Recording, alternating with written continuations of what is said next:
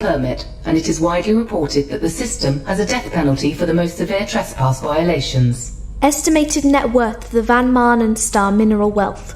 Most of the stellar bodies are comprised of large quantities of ice. Compared to galactic average, Van Manen star is estimated to be in the 5th percentile for mineral wealth. Worthless. Why would anyone go to war there? Computer, show government affiliation. Van Manen star is an independent system, geographically surrounded by many federal core worlds. The system is classed as a federal protectorate under terms of the 2480 Treaty. So the only benefit of attacking the Brotherhood is war. You have something for me? Had a tip-off from a docker. Saw your pilot and a woman being loaded out of a ship on a stretcher. And? Got them. Goddess Mercy Hospital on C deck. Been there most of the day. Excellent. I will pay them a visit myself. Orders? Stick around, in case I need you.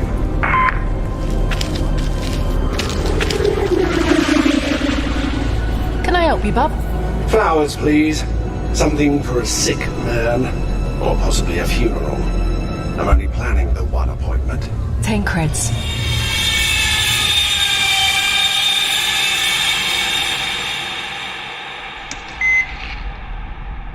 I can't see you properly. What's with my eyes? They have been bathed in Omnigel. Damage from the cold. Your vision will return. Great. Is that it? No, you are suffering from decompression sickness, and we have detected an arterial gas embolism. Can you fix it?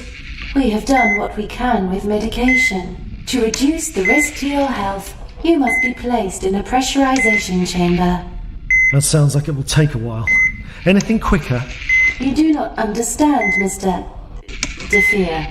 If you exert yourself, the gas bubbles in your bloodstream could kill you. Currently, your blood pressure is as low as we can safely keep it. Without a course of slow decompression, you could suffer a fatal embolism. Get on with it then. Oh, I hate hospitals. We are waiting upon the availability of the decompression chamber. Another patient is inside. Fine. Are you sure my eyes are okay? You look strange. I may look strange to you, but I assure you that my appearance is perfectly normal. I'm sorry, I meant no offence. Wait, are you a gold skin? I am. No. Are we in the Bedaho system? We are. This is the Goddess Mercy Clinic on Peter's Terminal. I've got to get out of here. Mr. DeFeer, please stay in your bed. I must warn you. I can't be here. I have to go. He'll find me. Please, lie back down. You don't understand. This is his system. Let go of me. Doctor, I require a sedative. No, wait. Quickly, this man must be made calm. You can't just... Here, let go. Please do not be agitated. You may suffer great injury. Or Stallion could kill me. Please. Thank you, Doctor. Wait, you can't. Please rest, Mr. DeFeer. Lie down and become calm. May the goddess watch over you. Must run. What happened? Your friend became agitated. He has now been sedated. I can't talk to him. Not in his present condition. We will move him to the chamber shortly. Then you may speak with him. Central to Dallas, we have your intel. Go ahead. Cross-reference with traffic reports for a Merlin class fighter. 3 systems match your criteria. Ansi, Tiliala, and Bedaho. Anseath is too hot. Practically a war zone. She'll avoid that. Let's see, May. Where would you run with Thane? No good. No clear tactical advantage. I'll check on both. Bedaho is closest. Confirm 39. Good hunting.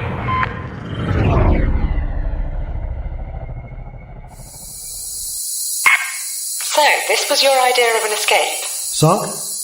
You've got to get me out of this thing. Don't sweat it. A few boring hours in the tube and you'll be good to go. Where's May? I haven't seen her since we've arrived, but someone handled our identities and paid the medical bills. You have to get me out of here. This system isn't safe for me. I doubt you'll show up on the authority sweeps. Your friend is quite the hacker. It's not the authorities I'm worried about. This one's personal. Thane, you've been through a lot. You've just lost your... whatever. I should just warn you. It's going to get hectic when we leave here. You should take the chance to rest. I'll rest once I'm away from here. Get me out. Fine. I'll go and see what the shortest time is they can run this thing. Sark, wait. What now? Where did those flowers come from? I haven't seen them before. Wait here. I'll be back quickly. Sark? Sark! Alert. Fire detected in triage.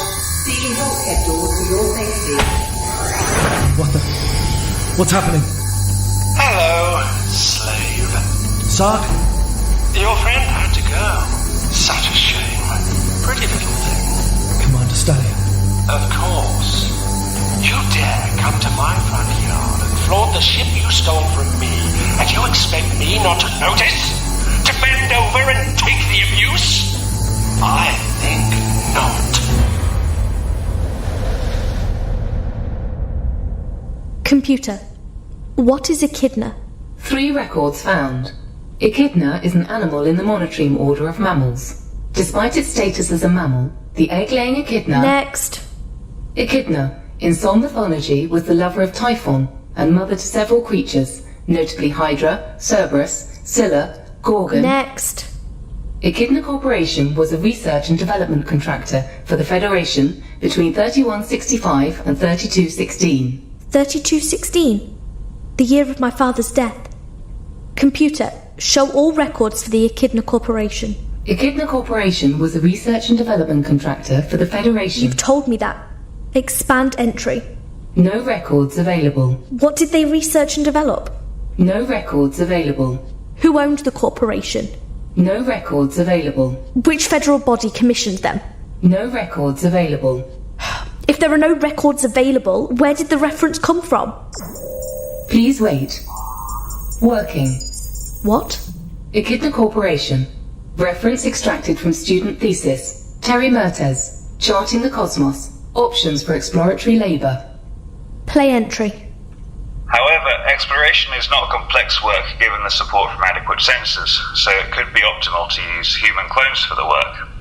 These drones would be bred without familial ties or longings and have been given the kind of boosted lifespan which would make long charting expeditions possible. Unfortunately, this kind of cloning research has been hampered by social taboo and legal control. Such controls were alluded by Dr. Carl Linsky in his book, Perfecting the Human, in which he said, "Throughout my working life, practical application of these theories have been limited. Even in my time at Echidna Corporation from 65 to 3216, we were able to do very little we could commit to public record, despite the advantages we offered the Federation.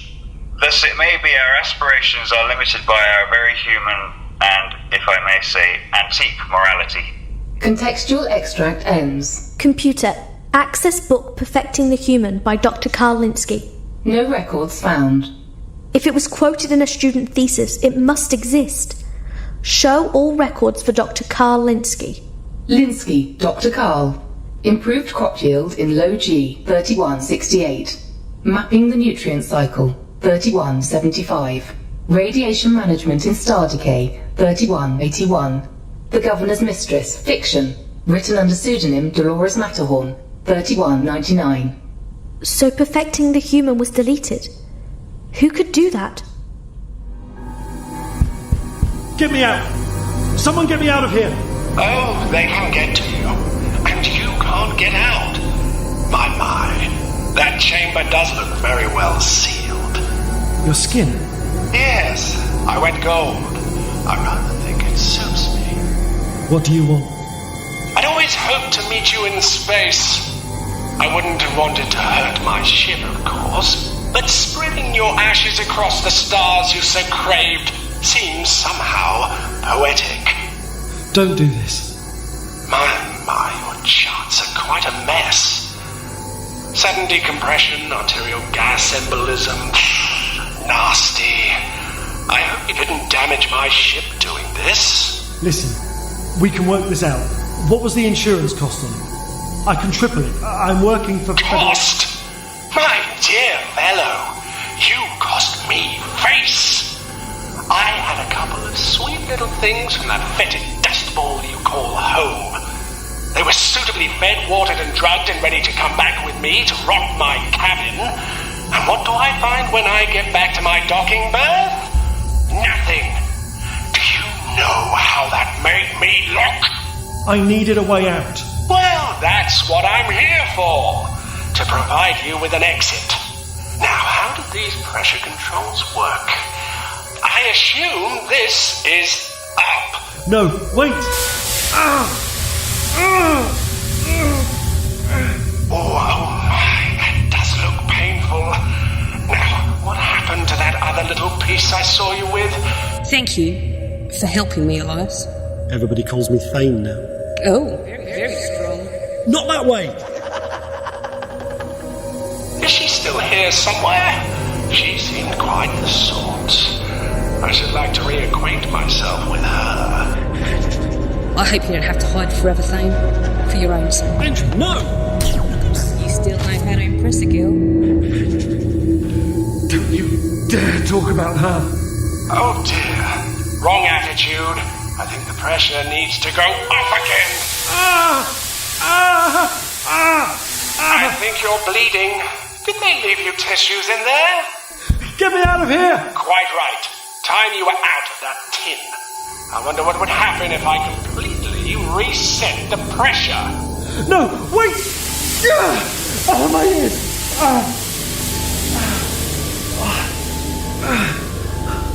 May, where are you? Doors open, Thane.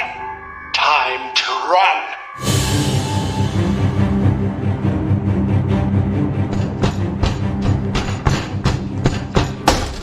This is an emergency exit only. Patients and visitors are advised to travel to authorized passageways only. That's it, Lane.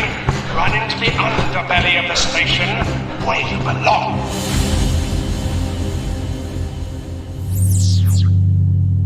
Hello? Who is this? Dr. Linsky? Yes? Act naive. Lower his security. Doctor, I hope you'll forgive me for contacting you like this. I'm a research student, and I'm trying to corroborate some notes I've made. I'm struggling to get a distribution of some of your work. I'm retired, I am sorry. Flatter him. Make him want to talk. That's a pity. Your work was amazing. Well, I worked hard to improve life for our expanding world. Make it personal. He wants to be a hero. My settlement took to heart your work on improved crop yield. I remember I'd never eaten so much food. We used to think feeling hungry was normal. It amazes me the authorities never set up the information banks I suggested. What is it you are studying, my dear? He's becoming sensual. Tap into his carnal side. Is it true you also wrote erotic fiction? Are you some kind of Renaissance man? Well, you embarrass me, my dear. Yes, I suppose I felt science wasn't the only passion a person should fulfill. Well, it made quite an impression on me, I can assure you. I'm glad to have touched you so profoundly. So, which work are you struggling to locate?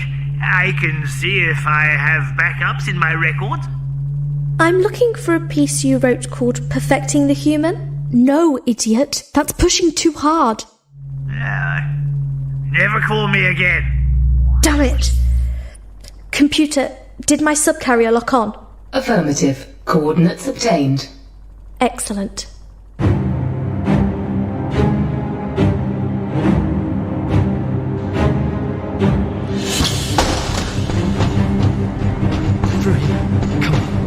Come on.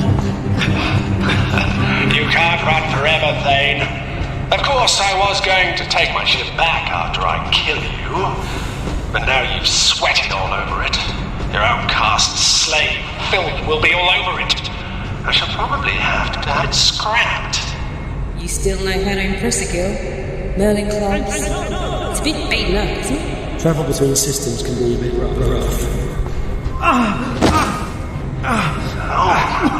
You don't sound at all well, dear fellow. Should you be out of your bed? Keep moving, Thane, and keep breathing. Just breathe. Look at you, crawling around down there in the grime and dirt. You're an animal, aren't you, slave? An animal that needs to be put down. A fine trophy to warn others against stealing from Commander Stallion. I do so enjoy a good hunt. Where is he? Can't see him. Where? Just warming the barrel. I find it fires so much more accurately after a few proving shots. Running out of room now, Thane. That gantry doesn't go anywhere. No. And here we are. The end of the road. I hope you enjoyed your stolen view of the stars. Is that what you'll take with you, I wonder? Or will your last memory be the burning fire in your ribcage? Nothing to say? Oh, well, head up, fellow. Wouldn't want to damage your skull for my display cabinet. Ready? Don't do this. Aim. Not like this. Can't breathe. Fire. Sark! You're okay. You're okay. He's gone. You'll be okay. Welcome to Peter's Terminal, Commander. How can we assist you today? Greetings, OTC. I'm looking for a buddy of mine. Flies around in a beaten-up Merlin. What name, sir? Thane. I'm sorry, we have no registered pilots booked in under that name. Oh, I'm sorry. What am I thinking? He might be travelling under his married name. Let's just see here. DeFeer. You got a Mr. DeFeer staying with you? I'm afraid Mr. DeFeer requested departure clearance this morning. Can I help with anything? Computer. Begin scan for hyperspace departure clouds. Limit scan to mass sizes for Merlin-class fighter. 1. New target. That's him. Not long now, Thane. I will share my darkness with you.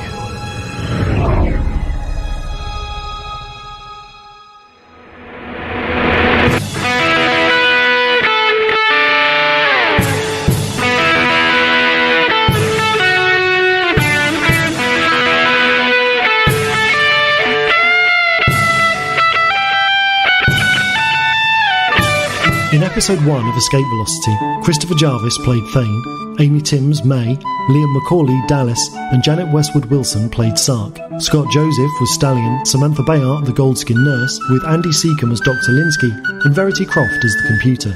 Other parts were played by Anthony G. Wilkes, Ashley Devine, Dean Sheridan, James Trott, and Steph Wyeth.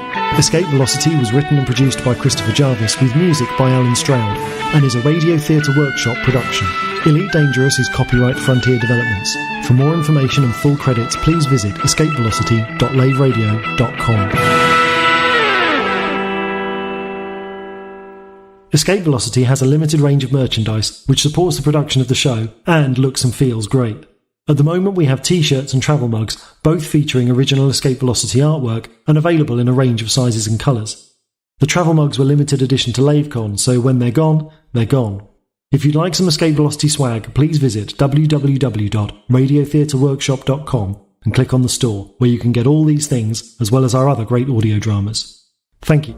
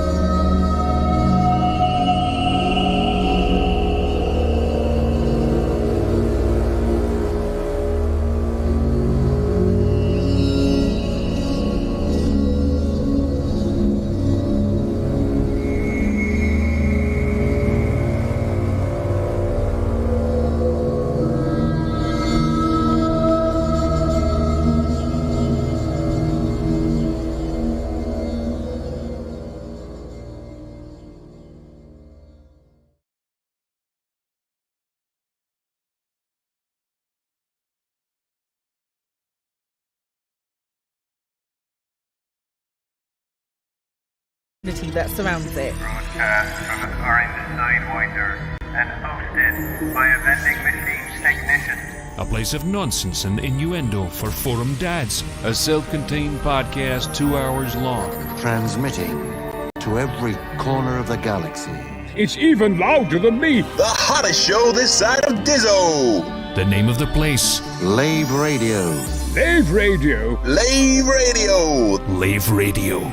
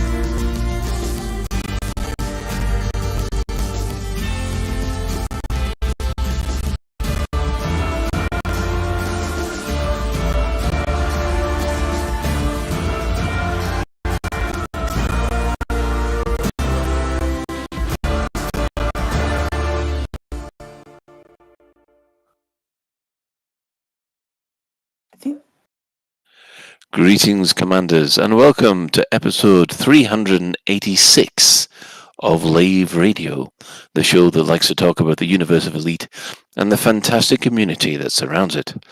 I'm your host, Commander Phoenix Defire, Chief Archivist of Lave Station, otherwise known as Colin Ford, and joining me in the Orange Sidewinder bar for this episode, we have our Head of Health and Safety, Commander Edelweiss. We missed you, Colin! We also have our Staff Liaison Officer, Commander Psychit. Hello! And we have our Inhuman Resource Director, Commander Shan. Hello. Now, if you wish, you can join us live. We are hanging out, well, I hope we're hanging out in-game, in open at the Orange Sidewinder. Well, it's not at the Orange Sidewinder bar anymore. It's really at Lave Station bar. If you can't get to us in-game, you can join the Twitch chat channel, which you can access through laveradio.com/live. Click on the live chat, or go straight to twitch.tv/laveradio, or go to YouTube, or go to Facebook and Twitter, apparently. So, yay! Hello to everybody in the chat room. We see you. So, let's have a quick glance around the team, see what they've been up to for this week. So, we'll start with Commander Shan. Oh, this week, gaming-wise, I've now completed Mass Effect 1 and have now moved on to Mass Effect 2 in the Legendary Edition. The good one? Well, I don't know, actually. It's very different to Mass Effect 1 in terms of gameplay and things. I'm still trying to get my head around some of it, but I'm there for the story, I think, more than the gameplay, which I'd forgotten how much I missed BioWare RPGs, when they were done well. So I'm enjoying Mass Effect 2. Real sound-wise, the little kitten is a chopped little kitten. Now it went to have its neutering operation today, so a little bit apprehensive when he went in. But when he came back, the anaesthetic has sent him hyperactive. Literally, he's a kitten blur around the lounge for the last 8 hours, and he did actually fail one of the tests we set him earlier in the week, in that we had one of the first wasps of the year, and Hobbs, of course, who'd been stung before by a wasp, knew not to play with it, but Little Kitten didn't. So Little Kitten got stung by a wasp, which was fortunately, he was okay. He went out for a bit, but then the next day, today, he found a wasp that I'd squished on the floor, and the wasp was like wriggling around and stinging. And he then decided to try and eat said wasp. So after being stung, after playing with the wasp, he then nearly gets stung again by trying to eat one. And for my mind, that is a failure of the WASP test. Because you think you'd have learned. Daft Moggy, I think. Okay, Ben, what have you been up to this week?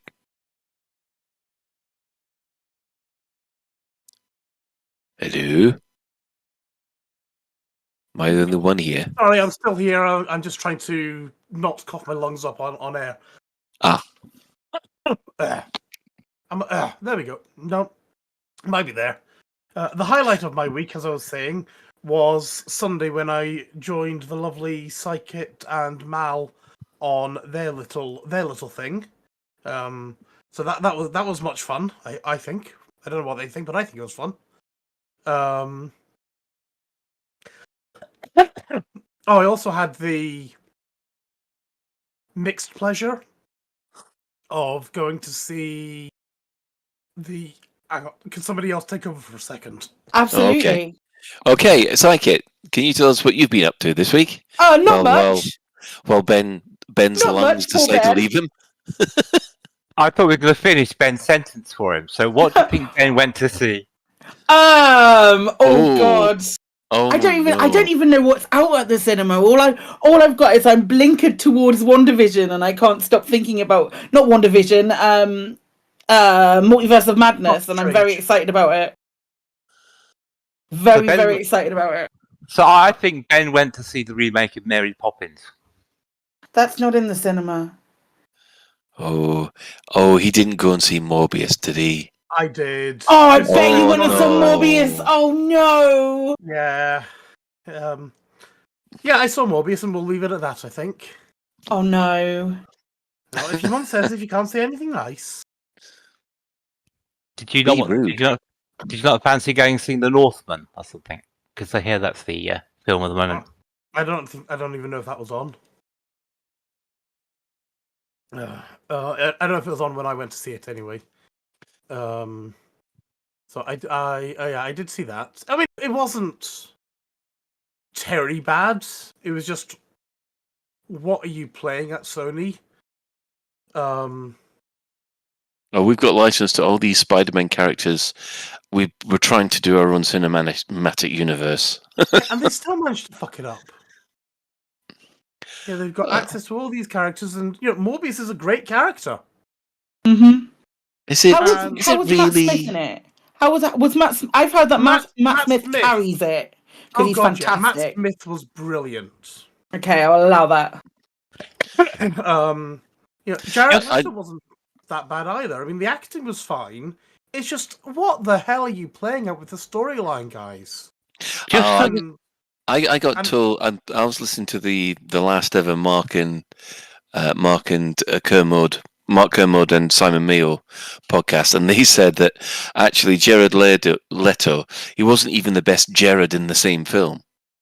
Yeah, you're right there. Actually, there's another Jared actor with no Jared. Oh God, it's the guy who plays from The Expanse. Who plays what the hell's his name? Anderson Dawes. He plays Anderson Dawes in The Expanse. All right, gotcha. And he's absolutely chuffing brilliant in it as well. Oh, he's fantastic. He's chuffing brilliant in everything. Yeah. The acting was fine. Just as a trivia question, has Sony ever had a successful movie franchise? I would point you very heavily in the direction of Spider-Man, because I think that's done relatively well. Don't quote me on that. 1 and 2, the Tobey Maguire ones, 1 and 2 is certainly very good. Yeah. I really like Spider-Man 3. I really enjoyed that movie. I know loads of people trashed it, but for me, I really liked it. No, I know. I think Spider-Man. The first one was good. Yeah. Yeah. There's Winterman. He says the X-Men franchise. X-Men's fantastic. 1, 2, died on 3. Not X-Men Origins Wolverines either. Yeah. So the answer to my question is no. Then it has 2 films and then it died. They've not managed to maintain a successful franchise.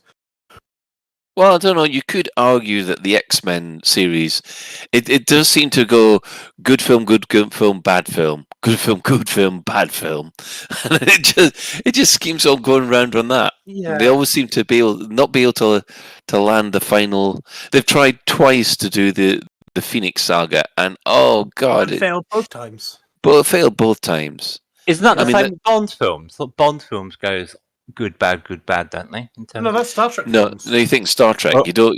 The even Star Trek films are really, really good. The odd ones are the weaker ones.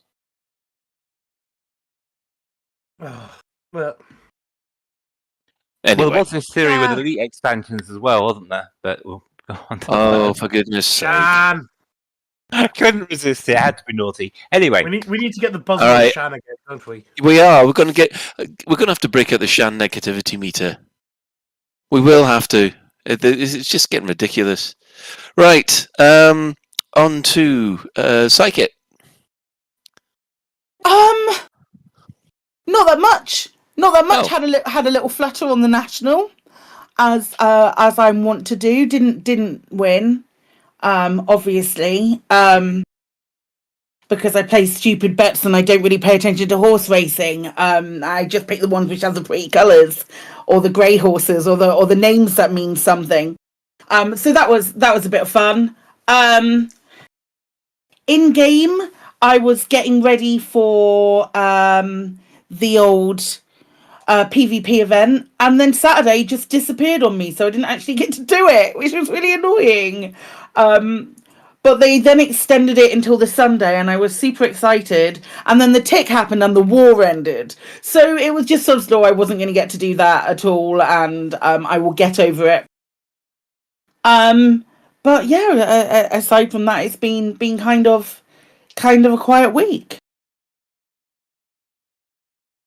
Right. So, sorry, I was going to ask Si about the national. So, did you choose the horses, or what you did, or was it a work thing where or between friends where you pick the horse names out of a hat or something? No, I went on the website and I looked at all the names of the horses and I went, oh, I'm going to put a bet on those ones. And I got the one that came in. I got a bet on the one that came in second, and the one that came in fifth. And I also had a bet on the one that came in seventh. But Arbucky's was only paying out to the sixth horse, so I was a little bit annoyed. But it was good fun. It's like a family tradition. It's the one thing that me and my sister and my mum do. We like message each other the names of the horses that we've put bets on and stuff. The only time I ever won on the horses was I won £3.25 at school, because there was like a sweepstake where you kind of picked a name out of a hat and you put 10p in or something like that, and I won like £3.20 worth of 10p's, and that was my first and only ever flutter on the horses. How about you, Colin? You do much on horses and stuff? I'm allergic to them, so I don't bother. I like horses, but you've bet on horses one more time than I have, Shan. So Colin, betting in general, to me, I consider a mugs game. It is. I mean, in general, I consider a mugs game, frankly. What was it described as? The lottery? A tax on the stupid, I think. Oh, idiot tax. And Colin, if you're allergic to horses, that obviously doesn't extend to alpacas. Horses aren't alpacas. Yes. There are completely different species, Shan, which I thought that would be obvious. I would have thought that a Shan of all people would know. Well, no, yes, they used to, because it's a different make of animal. You know, I'm. You know, I think Shan, as far as Shan's concerned, if it's not him or his brood or his cats, I don't think he actually cares. Oh, we have a dog we care about as well. So. Oh yeah, sorry, dog too. Oh, Chris isn't in here. Where is Chris? Have you lost a Chris? I've lost a Chris. It said Chris was in his hangar. Oh no, Chris is coming into his. Oh, I've never seen this before. This is exciting. Or are you seeing someone actually land in front of you? I'm seeing Chris is landing and turning around in front of me, and my God, that pad jiggles and janks on its way round and back to you. Little Vigian has suggested the Kung Fu Panda series. Oh, that's actually that's quite fair. Those three films are really, really good. Yeah. So I want to. Can I gush for a second, please? Okay, gush away. So, right, Chris has just landed in front of me. So, hi, Chris. But you know how we're on the pad and it turns around and then it slides backwards. Well, to stop you running out over while there's nothing there, there's a barrier that basically folds down and stops you from going. That's I'm impressed there. This makes me happy. That's nice attention to detail. Well done, Frontier. Yeah, it does the same thing when the Apex taxi leaves. You know, when you leave the Apex taxi and you turn around to watch it go, you'll see a barrier come up that means that you can't go into the launch site. Oh, Chris is running back into the main thing. Okay, well, I guess we're going this way then. So yeah, I'd never seen that before. This makes me happy. Well, anyway, as you were. As you were, right. Let's see, what have I been up to? A little bit of streaming, not much, and got hopelessly addicted to Battlestar Galactica Deadlock. Yes, that's all your fault, Colin. Yeah, and I need to stop that. I really do. It's one of these games which is taking up too much of my time, and I really have got to stop playing it. You can stream it and then say, "Well, I'm not playing it because I have to play it. I'm playing it because I want to stream it." No, because then everyone will see how bad I am at it. Because it is like XCOM. I hate it when I lose a ship. It's like X-Wing, the RPG kind of thing that you play, the board game, and and XCOM had a baby. Yeah. You see, now that's talking my language, and I've never seen Battlestar Galactica, and now I want to play it. What? No, like avoid that, because there's a lot of things I haven't seen that are sci-fi related. I'm working my way through them. Give me time. Well, so we need to have a word with Little Big in here, because obviously it's like your education is severely lacking. You really, really need to see the Battlestar Galactica She'll be series. saying she hasn't watched Babylon 5 next. Okay. No, that's understandable. She's too young. I haven't even sat through all of the Star Wars movies, so it's all right. Don't worry about it. Don't worry. Just stop after episode 2. Episode 5. I really like the last one, so that might be problematic. Well, hang on. You like the Disney ones? Yeah, I really enjoyed them. Okay. I can accept episode 7, and episode 9 is as good as it could have been following the shambles and debacle that was episode 8. In my opinion. Oh dear. Right. The game in question is a turn-based ship combat game. So basically, it's a war game, turn-based, and you basically give instructions to your ships, and your opponents give instruction to their ships, and then all the movement happens at the same time. And effectively, you have to see, obviously, person who has the most ships left at the end of the encounter wins. The thing is about this game is it's like, as Ben said earlier, it's like XCOM. There's a campaign that runs through it, and you get really attached to your ships. And of course, when you lose one of your ships, you go, not ship such and such name.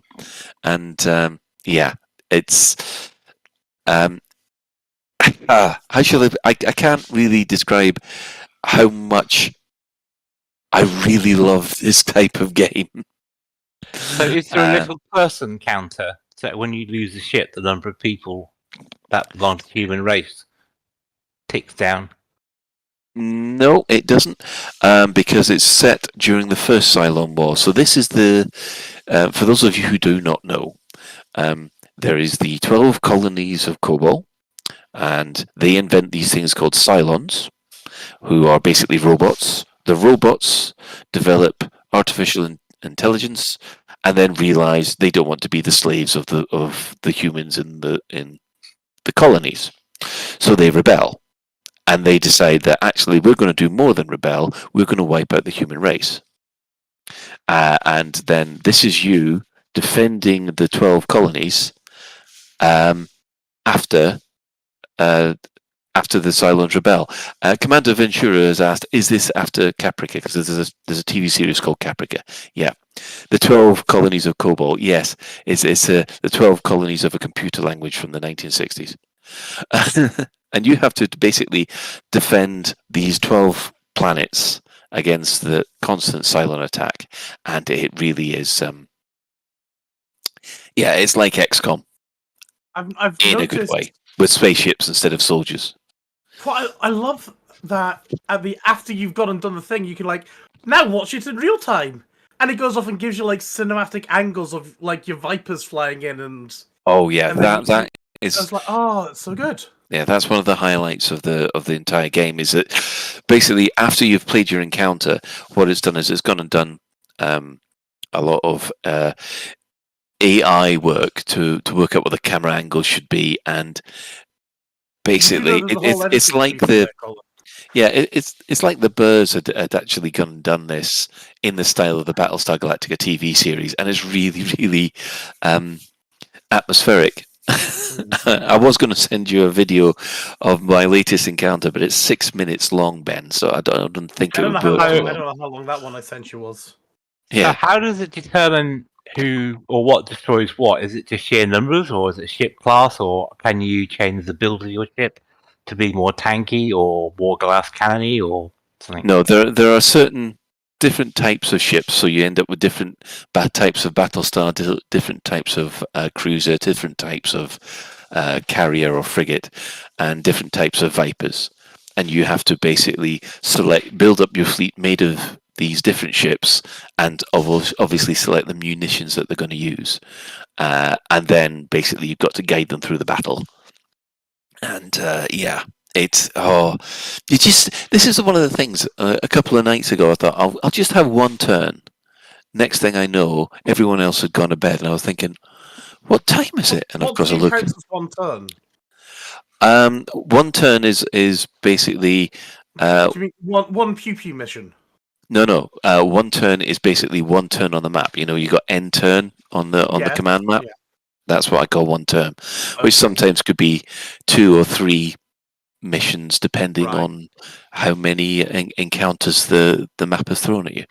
So yes, it's too good. How did we miss this? Yeah, I know. That's one of the things that I've been saying. So is it a completed game? Was it one of these early access games? No, it's a complete. It finished in 2017. Yeah, it finished in 2017. No, actually, it was released in 2017. It finished last 2020. Yeah. They've done 2 season passes with a whole load of missions, which basically have fleshed out the story. Because before there was 12 story missions, and obviously the main campaign, which was happening in the background. And since then, they've gone and added a whole load of other stuff on top, 2 seasons worth. And of course the last one they did was they put the actual ships from the TV series in, so that you could actually do proper skirmish maps with that. So you could probably fly about with the Pegasus and the Galactica against all the modern Cylon ships and recreate battles from the TV series, and that's fun. I had my backside handed to me on a plate on a regular basis, but it's still fun. Anyway, moving on from there, I think we should talk about the development news of this other game called Elite Dangerous. I think that's what's all that about then? Yeah, well, we've had obviously Frameshift Live and the Discovery Scanner, which came out on Monday. Last Frameshift Live was, let's just say, light on details about any future development. However, there was a hint that there was another patch coming at some point, with a nod and a wink. We're not going to show the clip, so Ventura doesn't have to panic. But I've listened to other podcasts, and they seem to be a bit confused by this. To me, it seemed that It was quite simply, yeah, there is something else coming. Nudge, nudge, wink, wink. But there was other people thinking, does this mean that something's coming or not? Because they couldn't make up their mind whether he was shaking his head or nodding. Well, there's definitely going to be an update 12. Yeah, I think so, but it's all a question of when, I suppose, and what's in it. Did they say, is it going to be a bug fix patch, or is it going to be a content patch, or don't we know yet? No, there was nothing like that at all. All we had was, is there going to be an update, update patch 12? And we went, we cannot say anything while Arth nodded, nudged, and winked, and said that you get in trouble for We it. are not allowed to say nothing. Nudge, nudge, wink, wink, say no more. I mean, to me, that says, yes, something is in the works, but we can't talk about it yet. Yeah. But yeah. To a blind man. And of course, just that one action has now caused I think it's 6-page thread on the forums. Only 6? Only 6. No, trust me, we'll touch on what's really been igniting the forums later. The other news that they had for us this time is that they are still working on figuring how the console transfers would work. Now, I was talking to a couple of people about this, and I think a lot of people are thinking, well, I think it's going to be okay to actually transfer the data. It's whether or not Sony and Microsoft will actually let it go. Because there's a whole load of legal ramifications about, how much of a cut Xbox and the Sony network get from players that play on console, and having them leave that network to spend money in the Frontier store. Go on, Shan. No, I'm just trying to get my head around that theory, because as I understand it, does the data reside in Microsoft or Sony data centers as part of their cloud, or does it reside on Frontier servers in Amazon? Because if the servers and the data belongs to Frontier, then surely Sony and Co don't have any claim on it. And if they do have a claim on save gaming information that's stored on another company's servers, then for me that opens a whole can of worms as to what happens to my gameplay in any game I play that belongs to or that is run by Sony or Microsoft. Well, actually, one thing I'd recommend you do is have a look at some of the points that were raised in the Epic versus Apple trial, because at that point, a lot of the mechanics of what happens in the background with these networks are actually is unveiled, and there's an awful lot of. For instance, I think that the commander data, etc., will still reside on the servers with Frontier. However, the fact that it's linked to the Xbox account does mean that Microsoft is due any share of the ARCs that player buys. So, because of something called GDPR, we have the right to ask Sony and Microsoft what data they store about us, about Elite Dangerous, for example. Because because Frontier may well be the data controller, but if Sony and Microsoft have any dealings with our personal data, they are the data processor, and so therefore, if we request, they are obliged to tell us. But isn't that only for servers that exist in this country?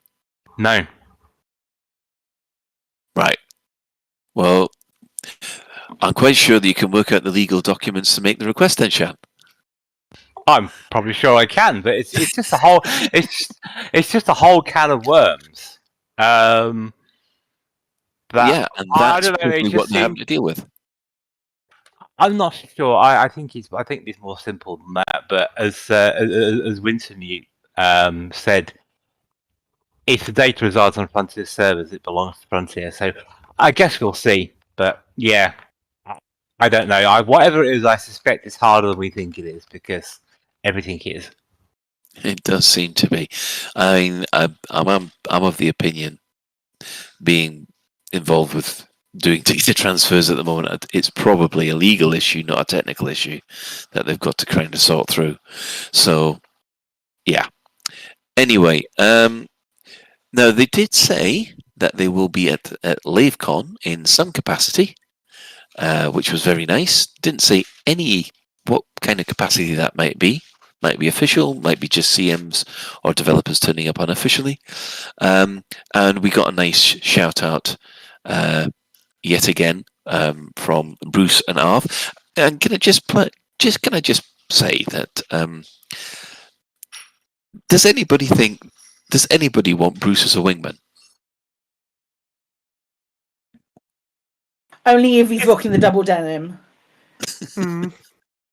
If it's Bruce or Shan, I genuinely think I'd take Shan. Bruce, absolutely fucking you, Bruce. Ben. Jesus Christ. Thank you, Ben. Wow, that's something.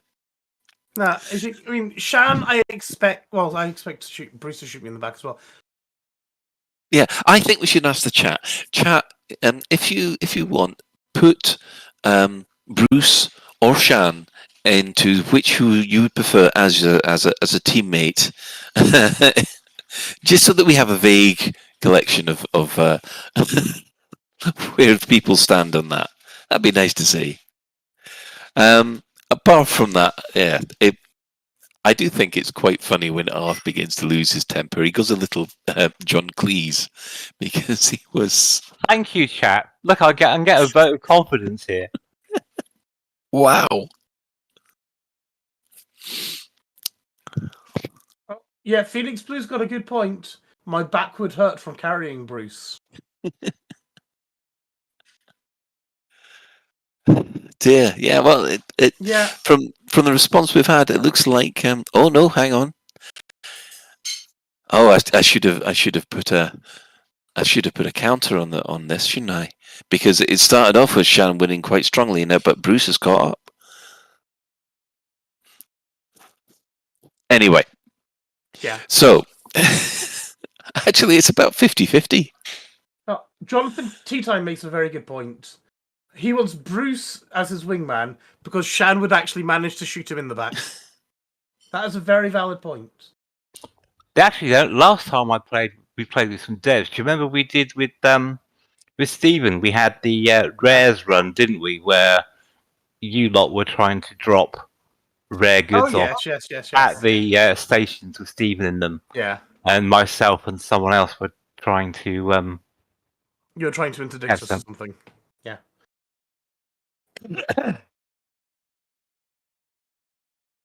Right. I have a dodgy connection, it seems. Oh. We can hear you fine at the moment, Colin. Colin. How are you doing? We can inflate Psykit as a stunt host if you drop out. She didn't say anything just then, so that's a yes. Sorry. Sorry, I was unaware that I couldn't allow to consent myself. I remember that. That's fine. Colin, can you hear us? I think if Colin comes back, yeah. I think we've lost Colin. Right. So do you want to take this or? Yeah, I can. Yeah, sure. I can't find. I'm just looking for the show notes. Give me half a second. Lave Radio got another shout out. Okay, Monday, I'm there. I'm there. Sorry. I missed the stream. It's all right. This is live. Huh? I missed the stream. What do they actually say? They said there are other podcasts that exist and listed Hutton and Lave. And I think maybe Loose Screws. I cannot remember. What did we have? Also, we had Discovery Scanner on Monday, which was a Zack, the return of the Zack, doing the Discovery Scanner. So it just went through the top people from the community goal, from the Taurus Mining Ventures community goal. Reminded everyone that the Wiccan Beware race is starting on Saturday, and went through some commander creations. So like a 3D print. Sorry?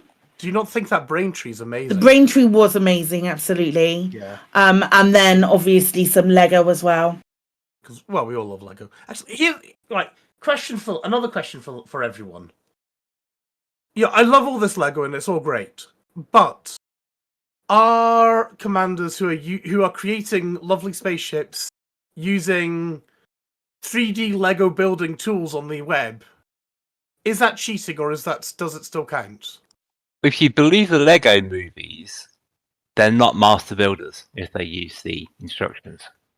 Well, they're not using instructions, but they're using 3D toolkits on the web that allow you to build Lego models. Absolutely, because Lego's expensive. Oh yeah. If Lego wasn't like a ridiculous amount of money, like proper big models and stuff, I would have so much of it in my house. But it's a lot of money, especially the sort of stuff that I want to make. Yeah, that's true. That is true. We're about to hit the elephant in the room, Colin. Not literally. No. On Tuesday, I just covered the Discovery Scanner, mate. We're happy to continue, Colin, if you want to make sure you're okay. I think we just carry on and we'll let Colin catch up when he catches up, I think. Oh, he's gone again. Okay, well, that settles it then. On Tuesday, there was an update on the forums confirming that, and I quote, after spending some time to observe the effects of the planetary tech issue while weighing up the cost to resolve it, we have decided to focus those resources elsewhere. Reducing or preventing the tiling effect would require a deep overhaul of fundamental systems, which in turn would disrupt other aspects of the game. This would inevitably take time away from developing and improving other elements, such as performance, bug fixes, and new content. We cannot justify this level of change and a regeneration of the galaxy in Elite. This is unlikely to change in the future, so the issue will be closed, freeing up votes on the tracker for other issues. Yeah, effectively they said, we've looked at this, but it's too difficult. Which is understandable, because looking at what the amount of work that would be needed for this, you're looking at probably rewriting a lot of Odyssey and then having to do a bake-in again to make sure that all the places are all the installations aren't halfway in a planet. I know from speaking to the developers how much work they had to do for the bake-in, even though a lot of it is obviously proc gen and the things are placed dynamically. There's still a lot of manual work there as well. Yeah, because the first thing, I mean, when you think about it, is first of all you've got to cover all the bases, the obvious ones like all the engineer bases. You've got to make sure that they're okay. You've got to make sure that every single place that they've put in, such as all the Inara bases or Inra bases rather. The Guardian stuff as well, because it's a nightmare to land near Guardian stuff anyway, anything bigger than a Explorer. Yeah, they've got to make sure that all that is still in the same way, matching the new tech. So, it's a difficult one, because I know on the forums I've been involved in a lot of discussions about people really annoyed about the planetary tech. The new planetary tech, rather, and wanting the old Horizons tech to be prevalent. The problem that I have with that is that I've actually started to really enjoy the new planetary tech, and I'm flipped the other way. I find it difficult to go back to the old Horizons stuff. I mean, that is just me, but I mean, do you think it's the first of all? Let's start off. Ben, do you think it's the right call? Yes, I do think it's the right call. I think they fixed the issue a little bit already, obviously, earlier on, and they fixed a lot of it. It's not perfect, but it's, in inverted commas, good enough. Mm-hmm. Yes, I can understand how people can't unsee the repeating patterns. I get that. But the planets also look nice. Yes, I also understand that the planets aren't as, I think I want to say, exciting or dramatic Really? as they were in Horizons. Well, you see, this is where you and I diverge on opinion. I miss because those big canyons and cliffs and things like that. Why are we flying into the ground and going to die? Yeah, I don't know. I'm just enjoying it happening on stream. You see, the thing is, I find in Horizon the outliers, the really exciting planets are better, but your Yes. average The majority. planet, Yeah, exactly.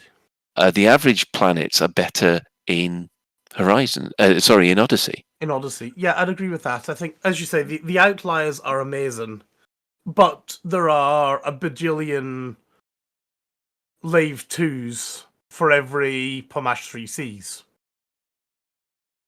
You can't land on Lave 2. Exactly.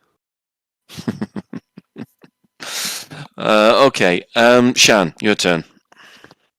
Yeah, I'm in two minds, or in two ways of thinking about this. Was this the right move for where they are now? I think regretfully it probably is, because you kind of have to draw a line on something, and you have to recognise the sunk cost fallacy when you see it. Where you just keep throwing resources at something in the vain hope it will come good. So was it the right decision for now? Probably yes.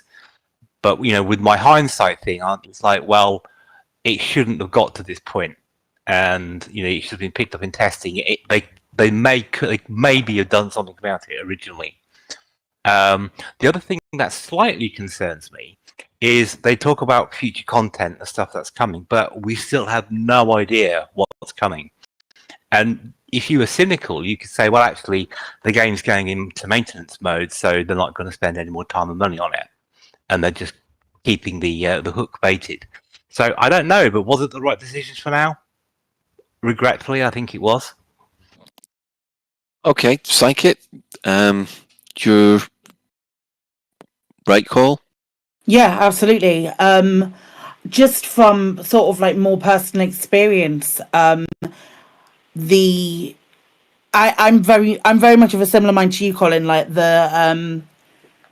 there is where we don't have a Pomesh, for example, where we don't have a Pomesh, I flew to a planet the other day that had canyons for days, and while they weren't the straight up and downs that Pomesh had, because of the way that the planetary generation happens now, and it allows for more curves and more sort of like natural forming things, I still personally feel that there is other stuff that, for me at least, in the way that I play Elite, that would potentially be better directed that energy towards, if that makes sense.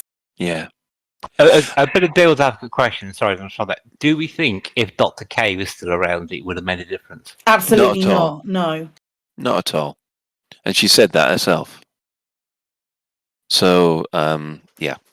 She was quoted on saying that the reason that they've changed the planetary tech is for the future, so that it's easier to put things in, for future updates. So different kind of, what was the way that she described the certain? Is it biomes? Yeah, biomes, I think was the Yeah, word she used there's specifically. certain It was geomes. That's it. And biomes, they had something on Disney Plus about Star Wars biomes. That's why I was getting a bit confused. But yeah, it's you sort of said that the new planetary tech will allow them to add more geomes to the system easier than it would in Odyssey. In Horizons. The other thing that I've got to say is I did notice those patterns quite a lot until update 8. And then after update 8, I was seeing an awful lot less of them because there was an art update with update. Yeah, they've definitely disguised it better, haven't they? In recent patches. I do, and this isn't just because I'm not looking for them as well. I just want to clarify that like I don't care, so I'm not looking for them. When I approach a planet, and I approach a lot of planets because, like, especially recently, I've been looking for a shit ton of Odyssey materials and stuff. So there were a lot of different planets that I've been approaching. I don't think I've noticed it, and I think it's habit that we still look for that tiling because as humans, our eyes like to find patterns. Yeah. So for them to have been able to hide it that well, or hide it as well as they have, is it's credit to them, in my opinion. Well, the other thing you've got to take into account is the fact that you and I probably, Psyche, we're looking for the atmospheric planets, aren't we? These repeated patterns are more obvious on the old Horizons atmosphere-less planets, because obviously there's not enough geomes there. There's not enough variety. Will appear on every planet, though, don't they? They don't just have to be. Because I've just been going to settlements and raiding them and not caring whether or not it's an atmospheric planet. So I'm personally of the opinion that it's not there as much. If other people have had other experiences, sorry, but I personally haven't noticed. And also, I was speaking to husband about this the other day, and he's gone off on the fatherhood expedition, Los Souls 3. He's gone off on that, and he hasn't noticed it at all. And some of these are brand new systems that he's going into, where the planets are being procedurally generated right then and there. Yeah. And he isn't noticing it either. So and he's playing a lot of Elite at the moment.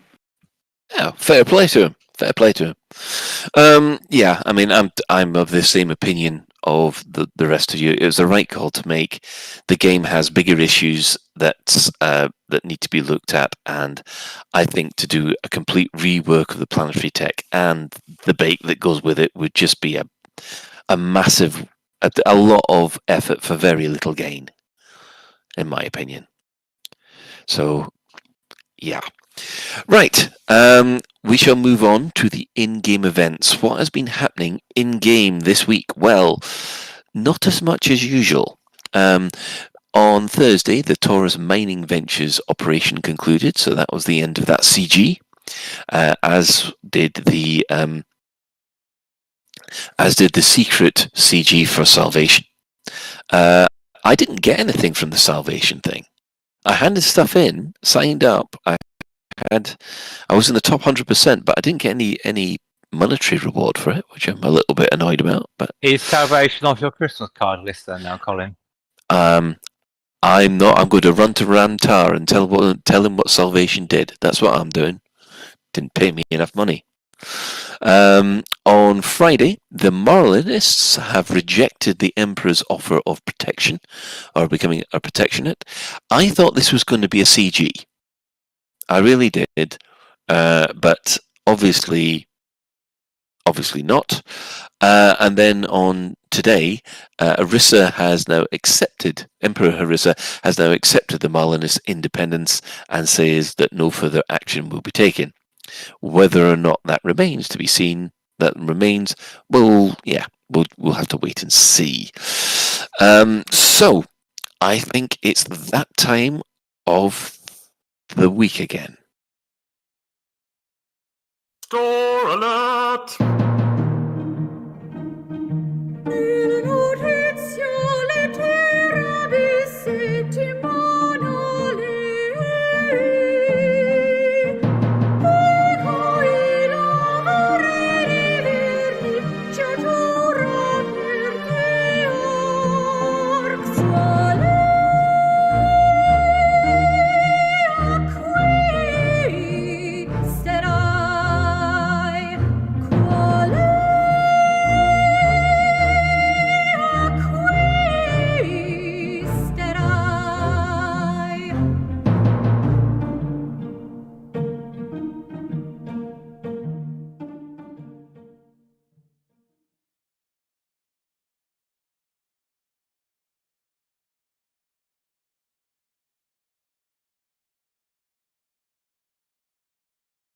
Have we lost Colin again? No, I was waiting to hear whether or not the mics were clear.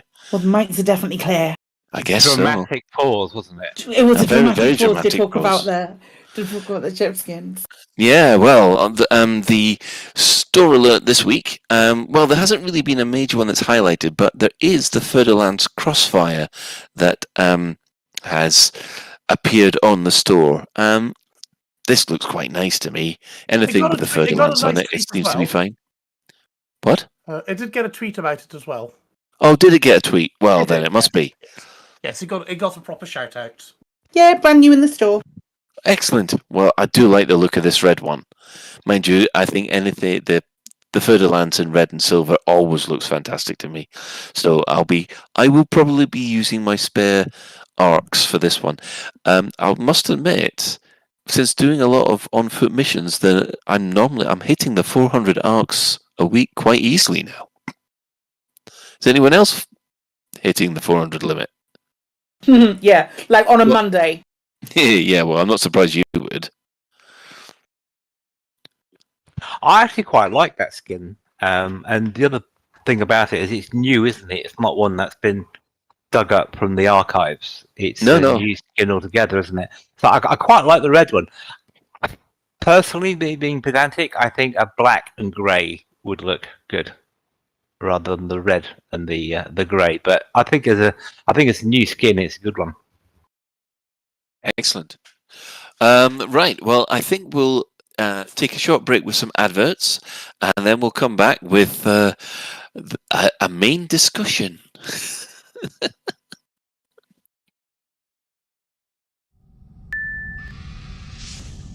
Oh, by space, it's cold in here. That commander has a cheek sitting up in his cosy and warm cockpit while we haul radioactives around his cargo bay. Oh, is it cold? I hadn't noticed. Oh, that's right. Why, you're not even shivering. Maybe it's because I picked up this North Coast cargo bay sweater. It keeps me warm and stylish. Say, that is a nice jumper. It's made from the finest Verix wool and handcrafted by novitiates in the underground monasteries of Van Maanen's Star. Wow.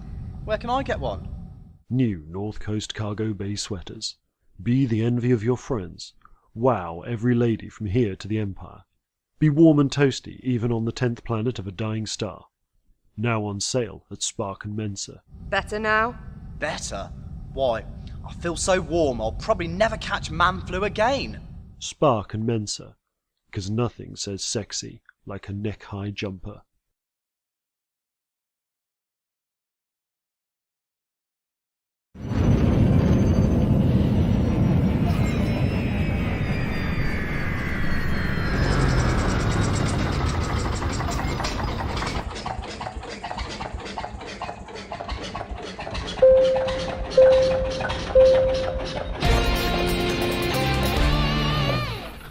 This is a public service announcement from the Fuel Rats. Please stop what you're doing and pay attention. If we can rescue you, we will, but you can help us help you by following these easy steps. 1. Fly 50 light seconds or so from the system's main star and drop out of Supercruise. 2. Note down the current system and the nearest stellar body. 3. If you're on emergency life support, log out immediately. 4. Go to fuelrats.org and click Get Help.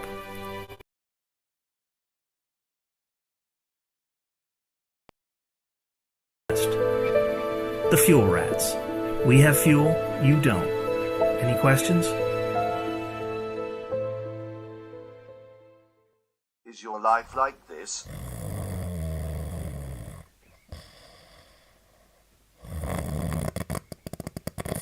It could be like this.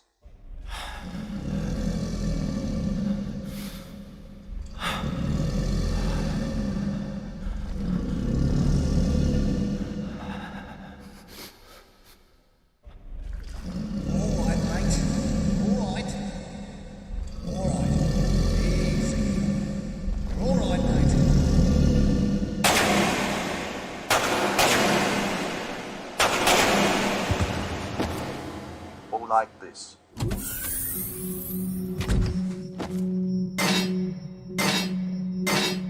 Warning. Depressurization alert. Warning. Depressurization alert. Warning. Depressurization alert. Warning. Depressurization alert. Warning. Depressurization alert.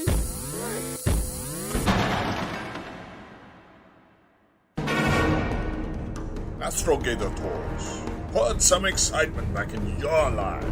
Book an adventure in the Lave Business Directory. Now.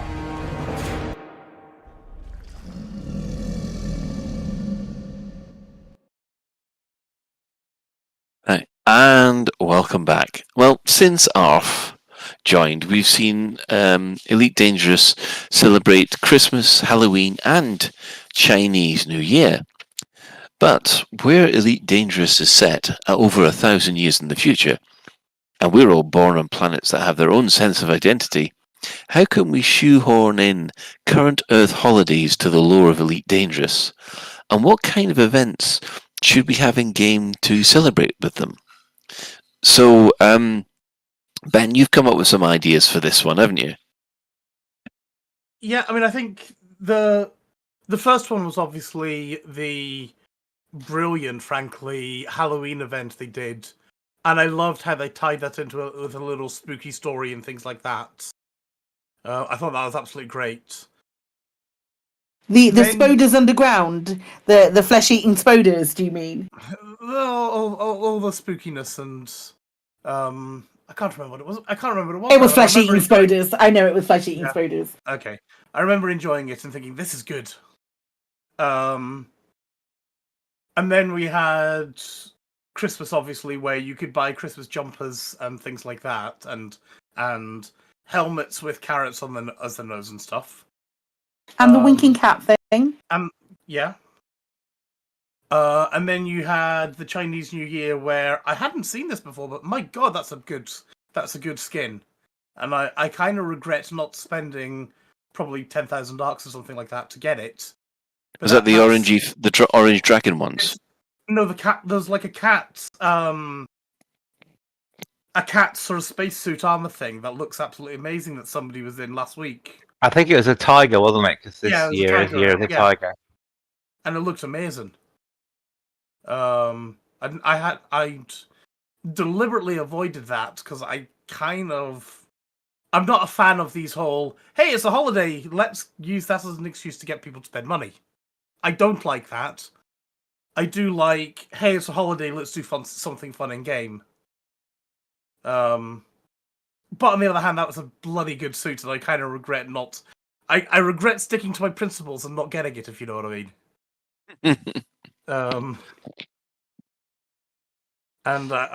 But then again, I also don't have any. I don't feel bad for spending my hard-earned arcs and getting a Christmas jumper and a carrot for my nose. So for some of those, they kind of had a story around them. Yes, we had the winking cat and all the other things given away. Some they didn't. Do you think the stories were shoehorned into the Elite Universe, or do you think they did a good job of making them fit the Elite Universe and things like that? I mean, it's a good enough job, because I don't think it has to be perfect. I mean, it's blatantly obvious. We're doing this for Christmas, but let's pretend the winking cat is giving some stuff out, or the Federation are giving some stuff out, and things like that. That's good enough for me. I must admit, I did like the specialized flat cannons that make basically allows you to do fireworks. Yeah, that was so great. Yes, the fireworks. Because that was part of the winking cat, wasn't it? It was, yeah. And yeah, I must admit, when they go the extra mile and put these little treasure hunts in that give you these kind of useless but really nice cosmetic rewards, I think that's a great thing. I mean, yeah, I mean you've highlighted some how shall I put this, Earth-based celebrations. Valentine's, Easter, Halloween. Obviously, they do. I was thinking, what things did World of Warcraft do back when I played it? Mm. And Valentine's Day, there were always sort of little hearts and gnomes running around shooting arrows at people and things like that. I remember actually one of the best fun ones I had was looking for all these eggs in some of the newbie starter zones for Easter. Yeah, that was great. That was really a lot of fun. That was just running around these new instances looking for eggs. So he's in there. Maybe we'll go on. We have to all buy leathery eggs from Ridley Scott Station. And why not? Might be an idea. Psychic. I was going to say that we had, in answer to what Shan was saying about, do you feel like they've been shoehorned in or have they fit? Now, we had the ghost ship appear on Halloween. I remember it fondly. That was really cool. The fact that it was called the Adamastor, is that the ship? Yeah. I'm trying to remember. It was around that time, wasn't it? Yeah. Yeah. It was called the Ghost Ship, and it came out on Halloween. They updated. They did a big update on Halloween, and the servers. It took an extra 2 hours to go live, and I literally padded for 2 hours, so I can very well remember it. But that was right out on Halloween. And then we had the spoders that ate everybody's flesh, and then they got picked up by the cannibal ship, and that was a full story that happened on Halloween, which was also really awesome. So I don't think that they personally, I didn't feel like they were shoehorned in. As far as like events that I'd like to see added, it is wild to me that we haven't had anything for Pride yet. Yeah, that is something that maybe some ship skins along those lines or something like that could highlight that. That would. No, I want. Okay, I'm gonna hate myself and love myself for saying this. I know what I want. I want rainbow-colored flame trails. I want rainbows on everything. If you've seen my car selection in Forza, you will know that I have rainbows on every single ship. I want rainbow everything. If I can have pride colours on my ship, on my if I'm being super pedantic, what I'd really love to see would be pride, trans, non-binary, all of the other fantastic flags that are specific to other denominations, but I will settle for pride. Yeah, I mean that'd be quite nice. I mean, I'm a little bit more niche in this regard. The 25th of May, I'd like some kind of towel item being made there, because that is supposed to be Towel Day for the Hitchhiker's Guide to the Galaxy. Would you have had it at Beetlejuice then? That might have been a nice place.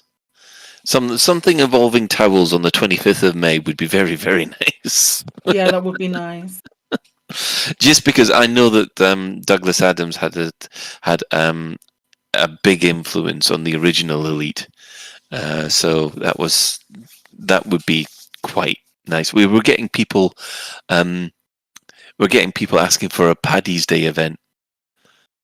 So basically, everybody has green ships and shoots green lasers. Why? Speaking as a Scottish person, why the hell has Paddy's Day taken off and St Andrew's Day hasn't? Because there's a lot just more. As much as the Irish do. Because there's a lot more. Yeah, there's more Americans that do this. Yeah, but that's why. A lot of Scottish people got kicked out of Scotland to go to live in America as well. It wasn't just the Irish. Yeah, but there's more people that claim to be. Yeah, but there's more people in America who claim to be from Irish heritage than any other. Yeah, it's not. I don't know. I'll take you. Is it just that that Guinness is more of a recognisable brand than Buckfast? Hey, we've got Tenants too. I made myself laugh. Ah, dear, Shan.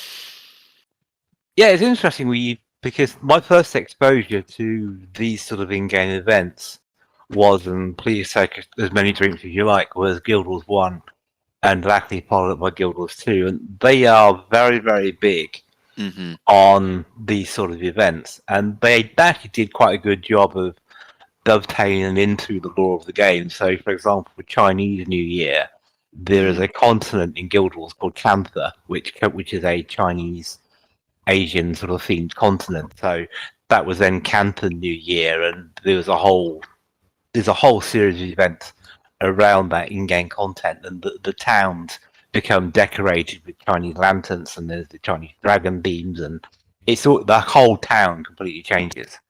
Valentine's, they did some in-game store items like bunches of roses, and you could pass bunches of roses to people for Valentine's Day, or you could throw them at people and they would catch them. So you'd find someone AFK, you'd throw a bunch of roses at them, and they'd come back and they'd be suddenly all dressed up in Valentine's outfits, which was quite fun to do.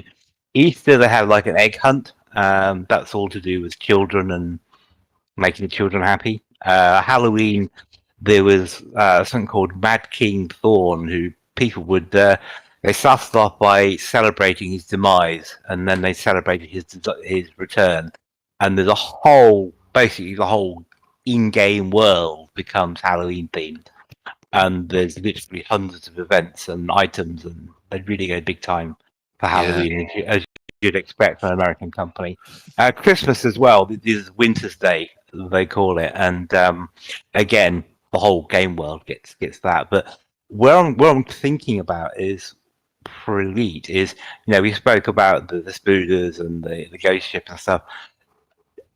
Do they do the same sort of story? It comes back every year, or do you think they should keep it as a one-off special, or is there something they can have a repeating event of? I know what you mean, because in other MMOs they've always had a Halloween event or a Christmas event or an Easter event.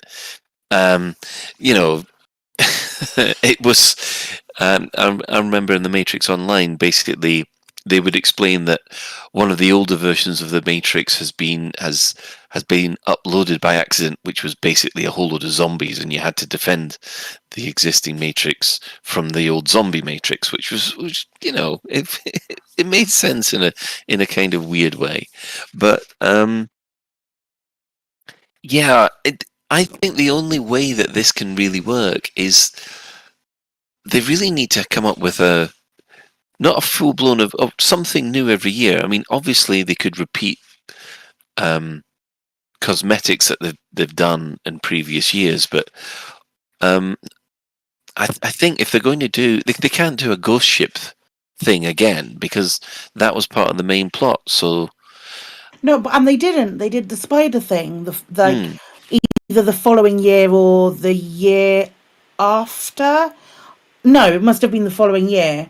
Yeah, it was Adam Master then Spiders. Yeah, Adam Master than Spiders. I was see, because this time, not this time last year, but when it came around to Halloween this year, I was expecting them to reveal who the witch was, because the name lends itself to the season.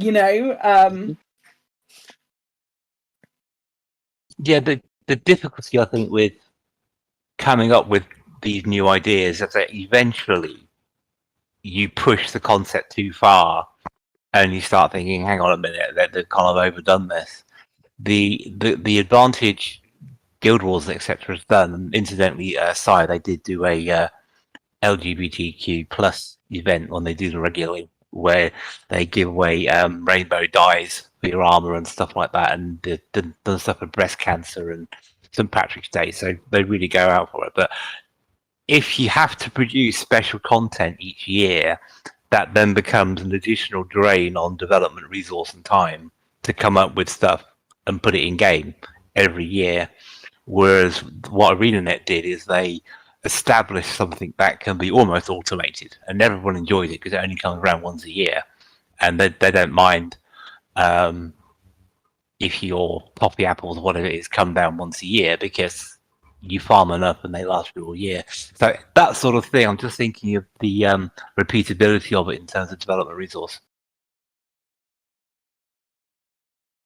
I don't know that we've had anything like that, apart from the fact that just in general, the gameplay loops are relatively repetitive. So having one gameplay loop that comes around once a year, I don't know how they would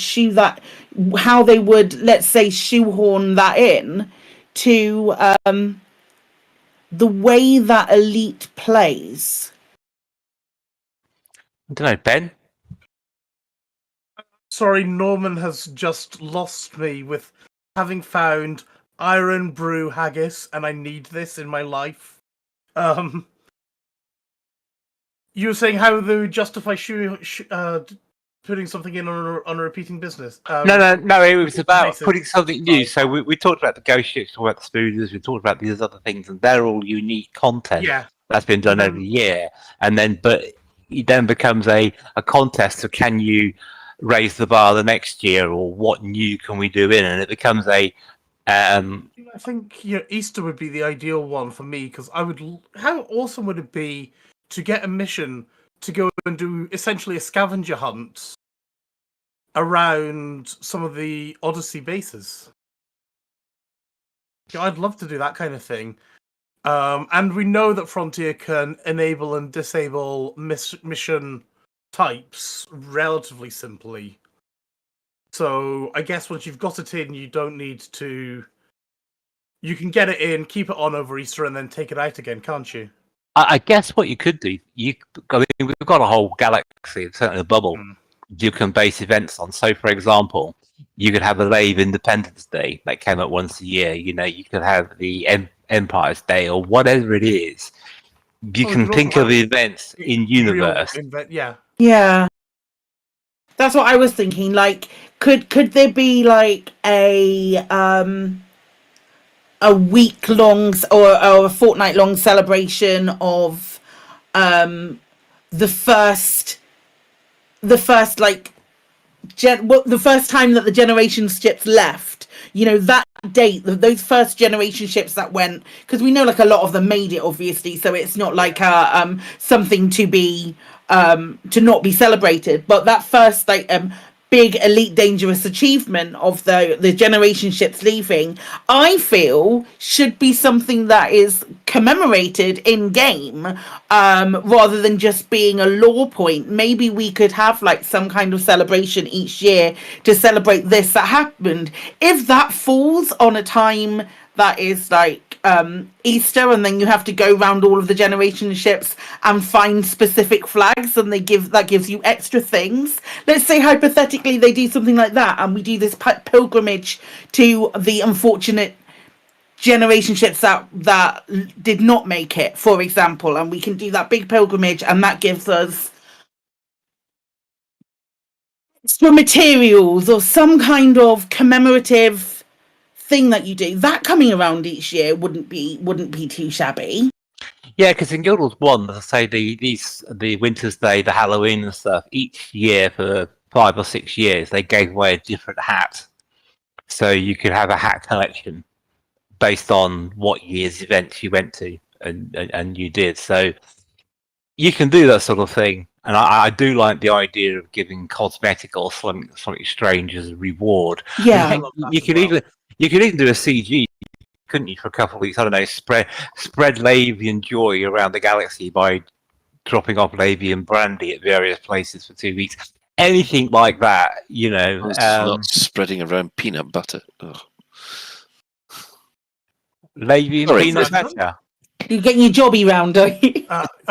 Not some Marmite peanut butter. Spreading Colin's jobby around the universe. Show title, job done. Oh God! Oh God, no! That is not the show title. No. Or are you doing that on purpose, just so that they read that out in the live stream? You bloody know it.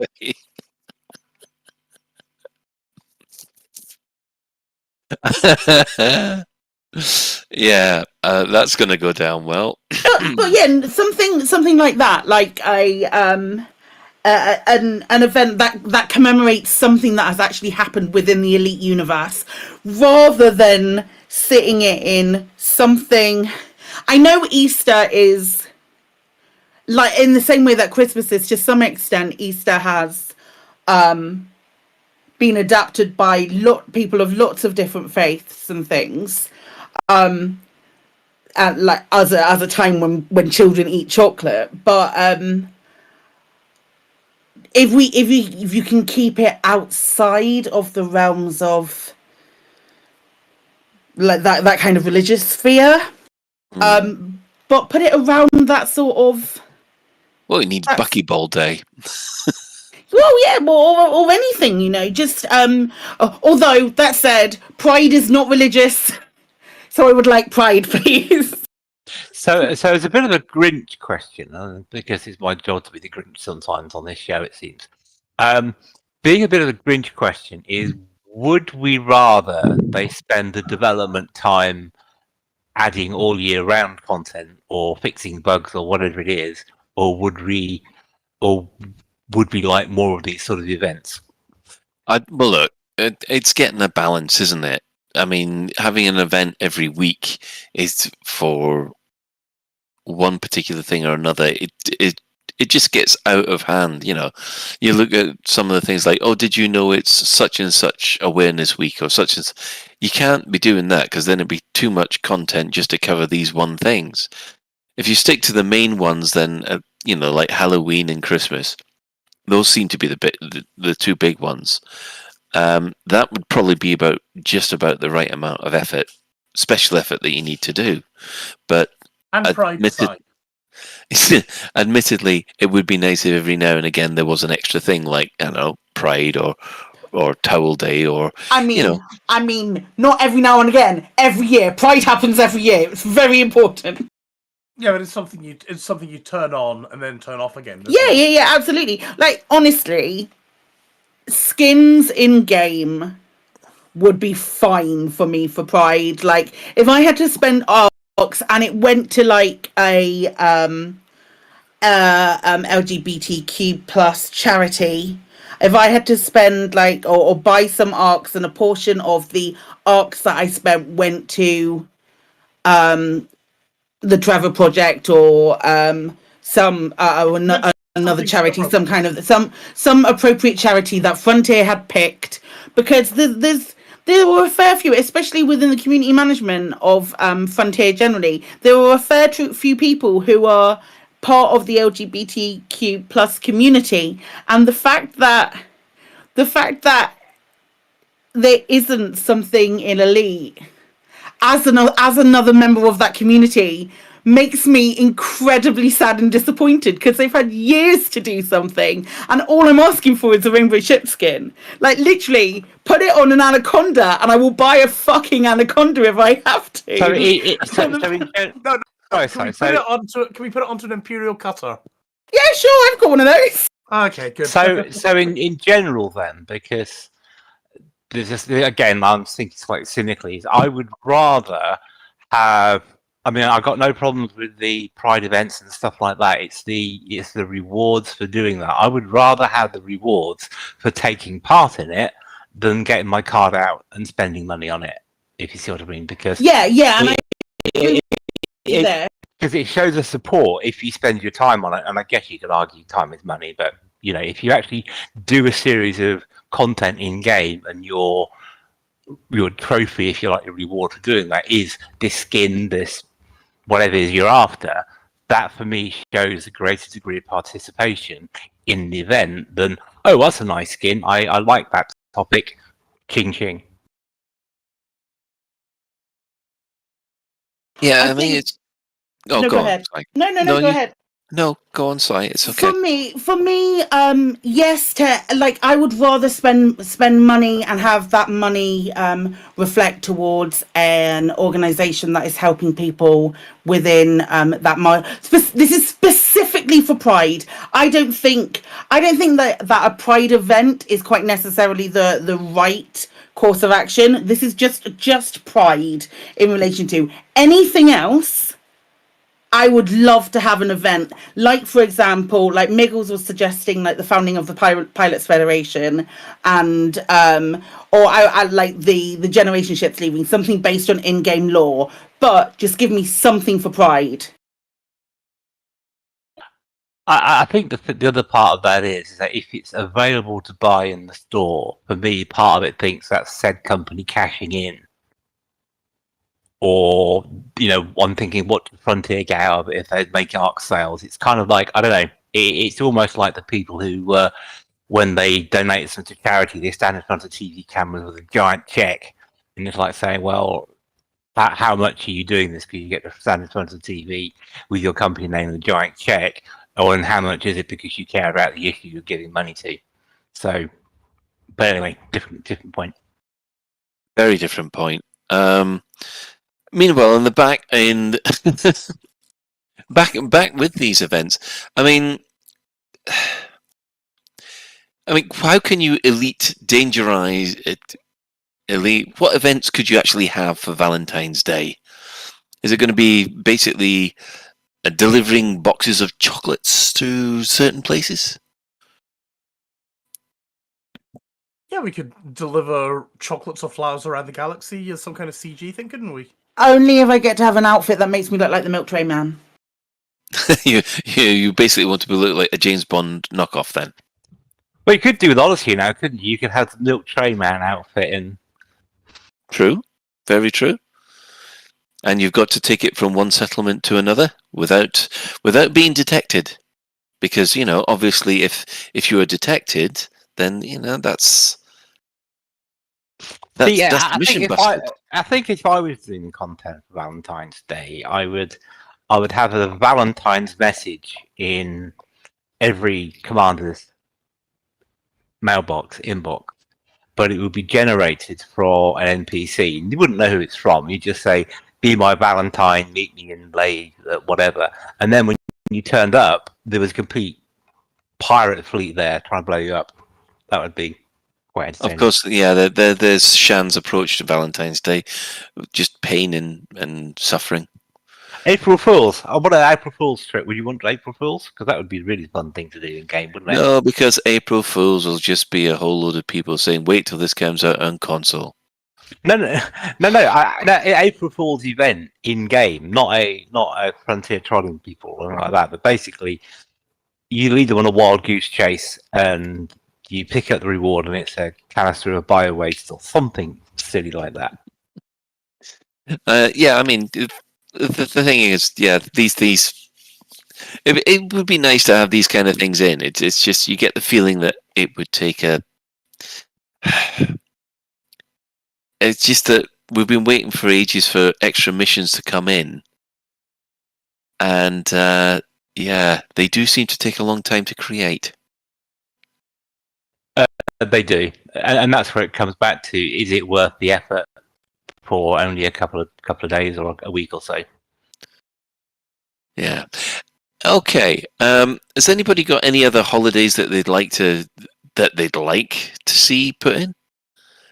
I mean, obviously you could have something like, I don't know, Lave Day or things like that, when apparently Lave became independent from the Alliance or from the dictatorship, depending on which one you want to choose.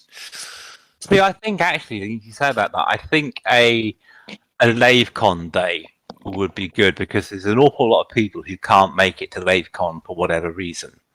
And I think having in-game events when LaveCon happens is a way for them to join in, even though they can't be there. Mm-hmm. Yeah, that's an interesting idea. CG in the past, haven't we? We have. They were in the run-up to LaveCon. It was deliver Lave Brandy or something, wasn't it? Yeah. To somewhere. Can't remember where. Excuse me. Yeah, we did have that. Evans suggests in chat a Maybank holiday mission. Yes, that is get off the motorway out of the traffic jam, I think, on Maybank holiday.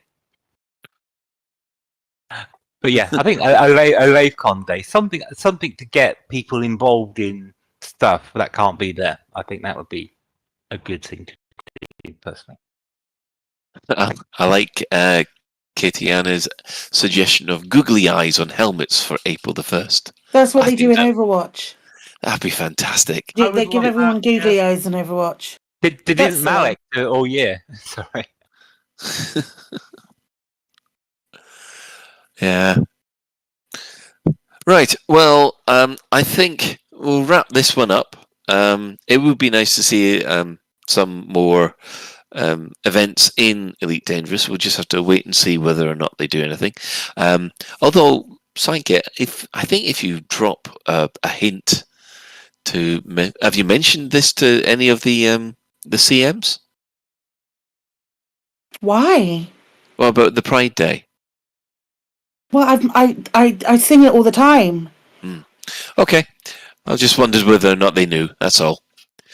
But yeah. So, moving on, we shall look at the community corner. Now, obviously, we have the big announcement today. LaveCon. HWS is happy to announce that LaveCon 2022 is taking place on July the 16th/17th at the Kents Hill Park in Milton Keynes. There are some small changes to the hotel costs which they need to factor in, and the venue itself has quite a different layout, and we'll be letting everybody know the details as soon as they can. Now, they have some more steps that people need to be made aware of before everything happens. We were hoping to have Karen on tonight, but I'm afraid that's not really happened tonight. We know that the website and social media is going to be updated with details, including the venue information, maps, and access. Emails will be sent to everyone with rolled over ticket or previous book with a rolled over ticket or previous booking that has not been refunded. You'll be getting an email soon. Emails will also be sent out to the HWS mailing list. There will be new ticket bookings available on the website soon. We will ask people to be patient while we get all these things sorted. We'll get information out to people as soon as possible. Please do not email us when asking about the booking, when a booking will be open or what's happening with your previous booking. We'll be putting that information out as soon as we can.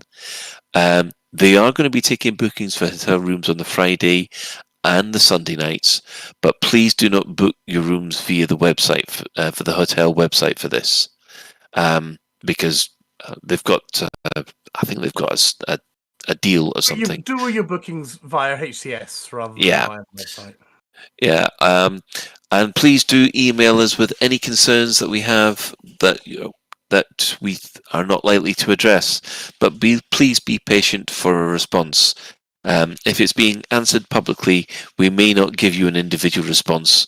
Again, please do read our website for updates. So we'll put a link to the HWS website in the show notes. And I guess we'll just have to wait to hear from Karen and when tickets will be made available. I must admit, I think a lot of people are beginning to look forward to this. Oh God, yeah, I'm so psyched for first time in two years. 3 years. Yeah, so again, Frontier has said that they'll be there at some capacity. They've got to talk with Karen and Alan about what's going to be happening this year. So we can't even give you any details whether or not there's going to be a Frontier panel like there used to be. So we'll just have to wait and see, I'm afraid. I do have slightly good news as well about it. I was speaking to John from Spider-Mind Games. Mm-hmm. And he needs to speak to Oliver.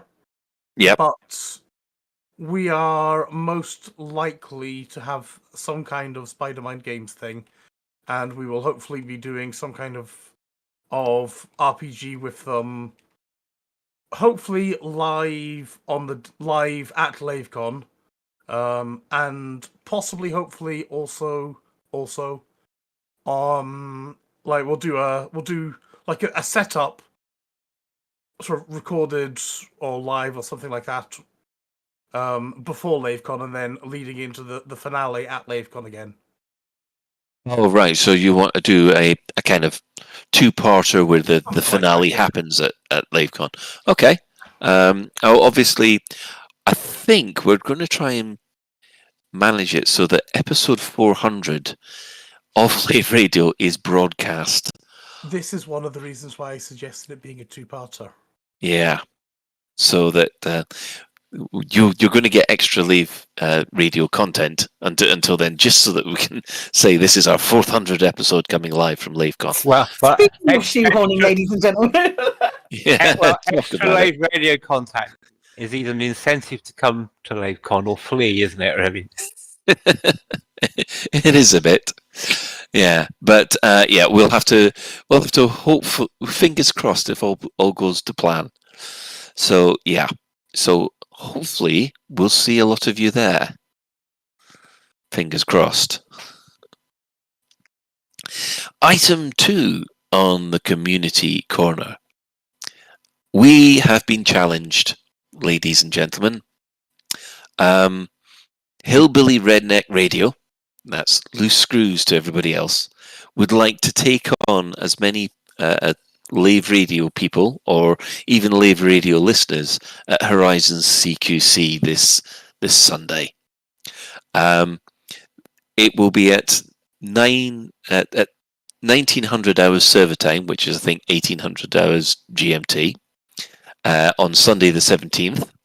I think this is because Chig would like to have more targets. They've got Chig on their hands, haven't they? Yes, and he's Jesus Christ, not a chance, mate. He is quite good, yes. Yeah, no, he would be. Yeah. So, Honor demands that we turn up. We turn up and get massacred. Oh, I would show up and get massacred, but I'm afraid I'm being a father because it's Easter.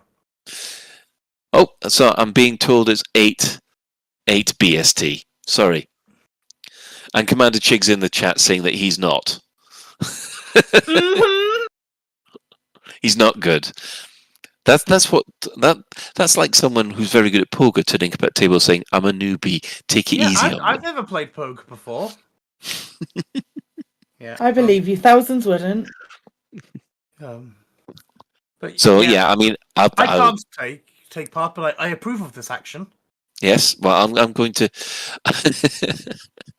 Everybody says, "Oh, you'll be safe. You just need a cheese chaff launcher. That'll keep Chig off you."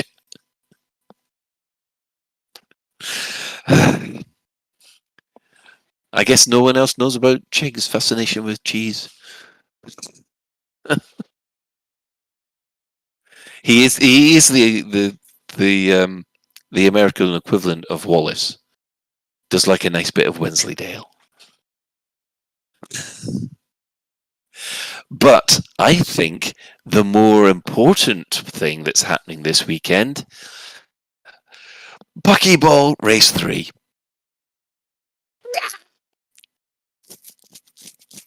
I'm so excited. I know, so am I.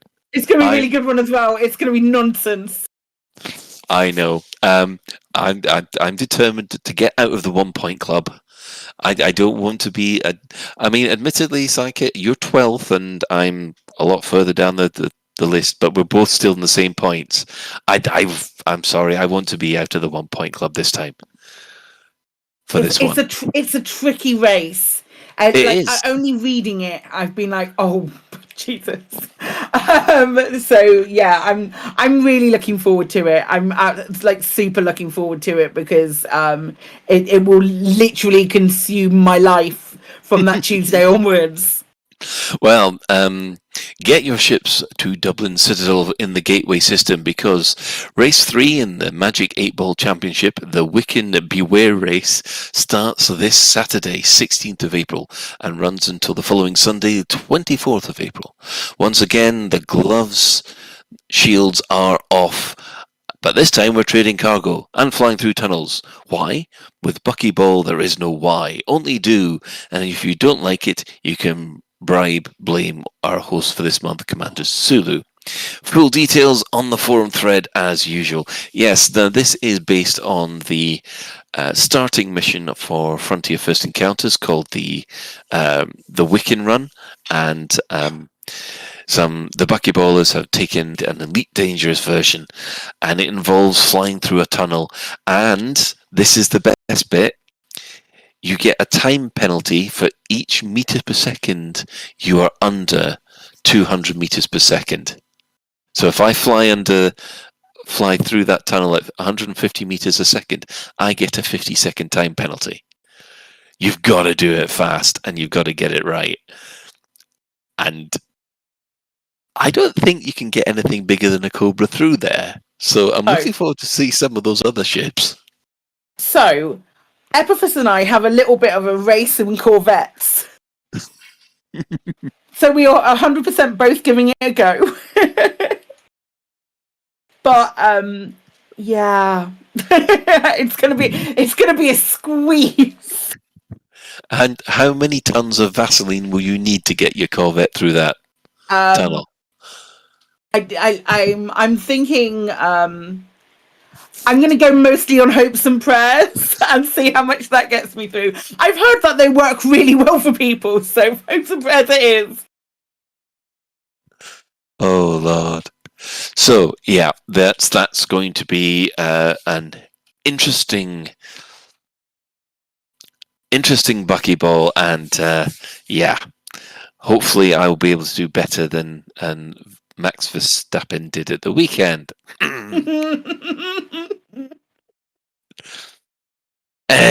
Anyway, we would also like to announce that Alan Stroud has also a book launch this week. Now, for those of you who are unaware, this is actually a sequel to the previous one that he had, which I have got a copy of somewhere, which I was just about to look at. I had this. It's not in the show notes. It's just disappeared. What's disappeared? What? It was in the show notes. I put it It there. is in the show notes. Yeah, I just clicked on that, and it's asking for my Google details and things like that. I mean, the fudge. Right.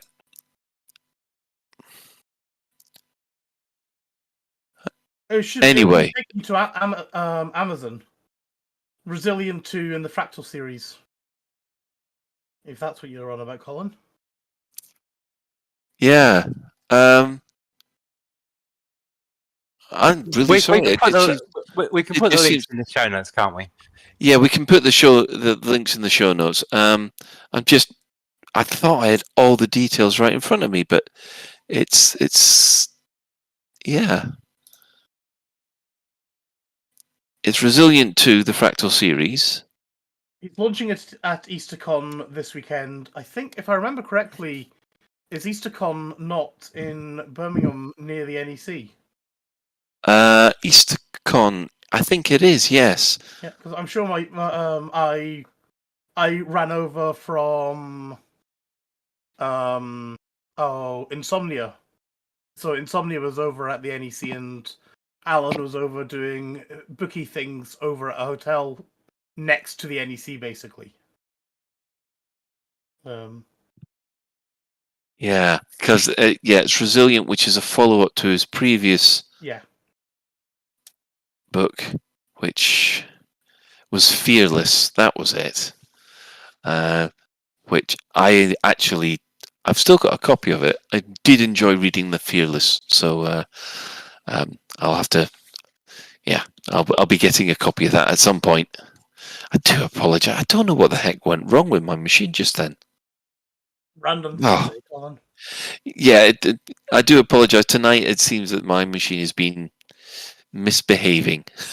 I think that's the best way to describe it. Yes. Anyway, so we do have our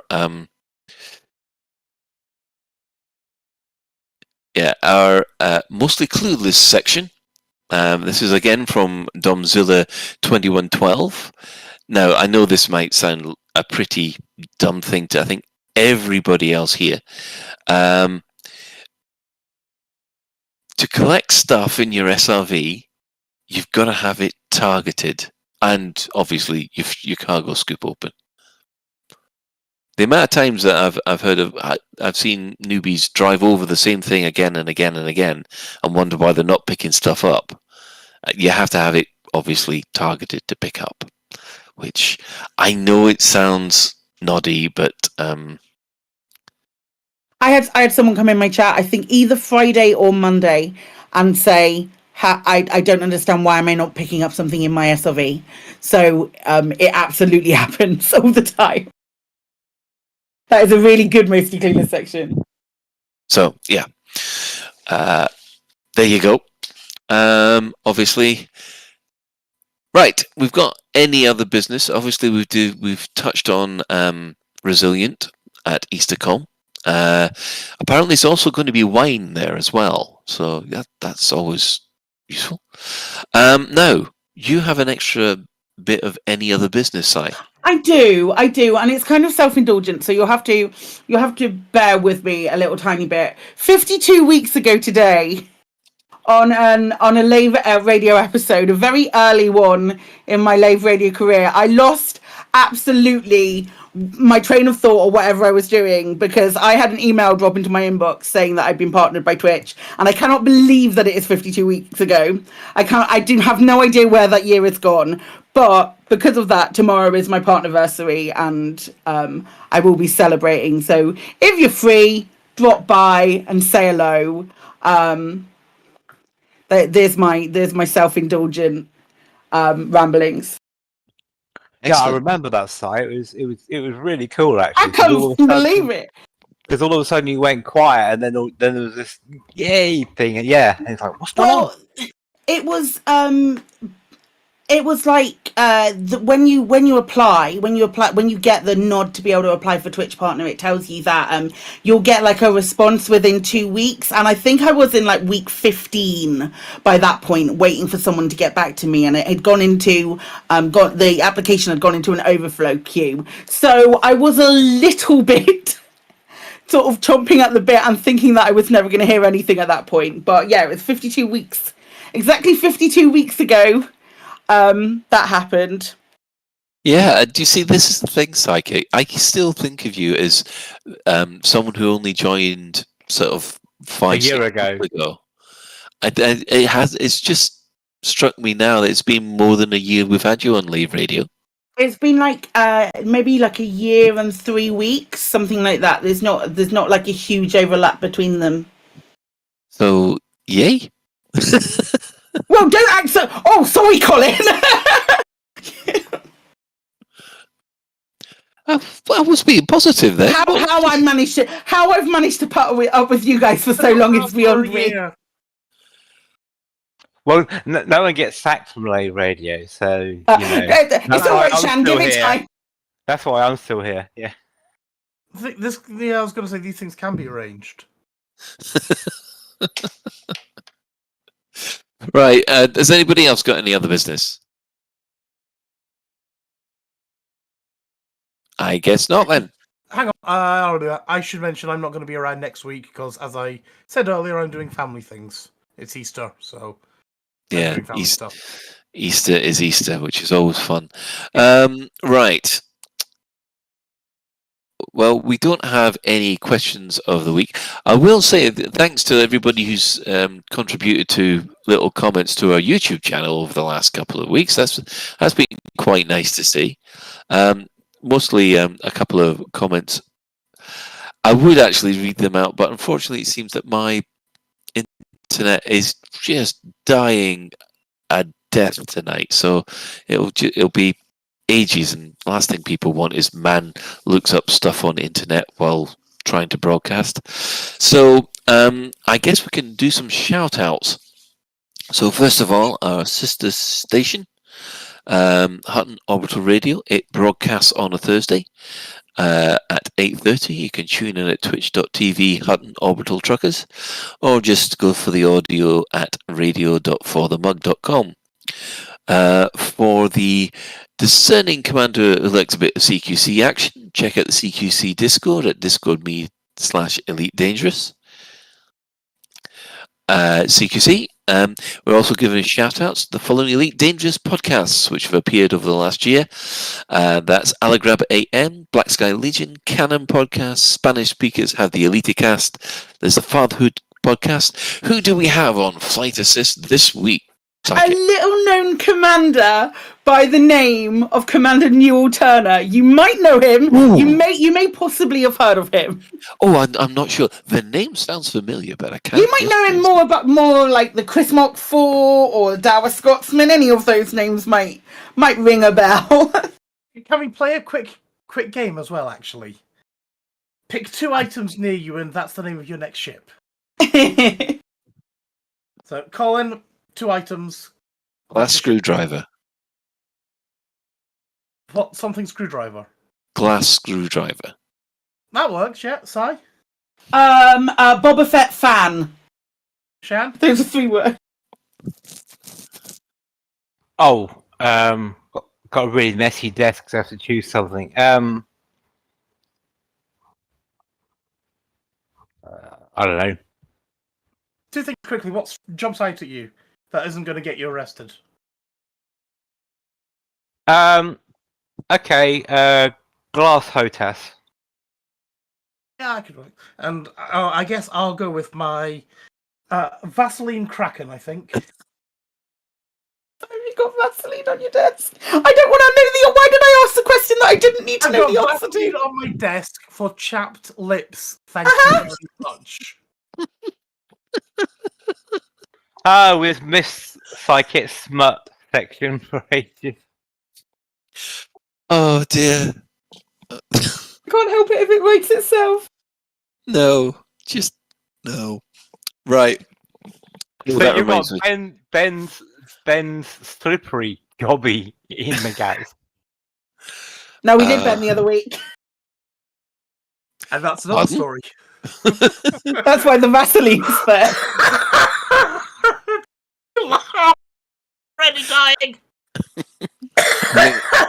I think we've just we've killed Ben. No. Let me just apologise to the guard frequency because you've just got the smut mentioned before you. There's obviously loose screws, stay cheesy, squeaking fuel, system chat. Obviously, there's the Data Slate podcast that Alan Stroud's created. Following this, we do have the latest Galnet News Digest that's provided by Commander Witherspoon and Commander Beetlejude.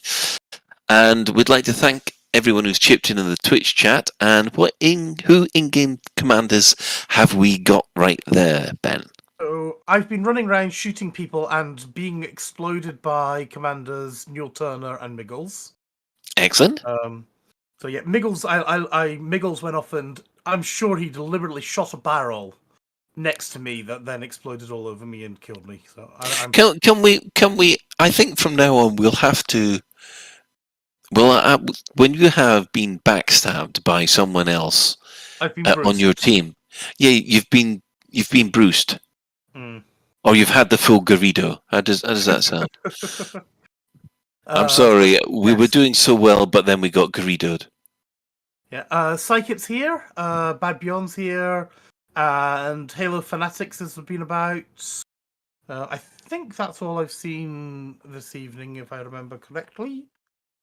I think that's everybody. Commander Miggles is claiming it wasn't deliberate. Or was it? Dun dun dun. Likely story. Yeah. Paynex says Garrido shot first. Yeah. Yeah, Wintermute is saying I have chapped hips apparently. I said lips. On my mouth. On my face. Well, where else would your lips be? We'll not go into that in this not family-friendly podcast. Listen, I'm really worried about this biology lesson that we're all going to get off air now. Tell you. Right. So special thanks, of course, to Commander Tokuso, JN Trax, and Alan Stroud, who have created music for this show. But that's it for another episode of Lave Radio. If you'd like to get in touch with the show, you can email info@laveradio.com. Hit us up at facebook.com/Lave Radio, tweet us at Lave Radio, and you can join our Discord server by going to discord.io/Lave Radio. We also have a TeamSpeak server where commanders like to hang out and chat, and you can find that at teamspeak.laveradio.com. Do get in touch if you have any questions or if you've got anything you'd like us to discuss in a future episode. Lave Radio is recorded live on a Tuesday evening at 8:30 and streamed out at laveradio.com/live. So thanks to Ben, thanks to Psykit, and thanks to Shan, and special thanks goes to today's tech specialist, Commander Ventura. So until next time, Commanders, fly safe. And if you can't do that, fly dangerous.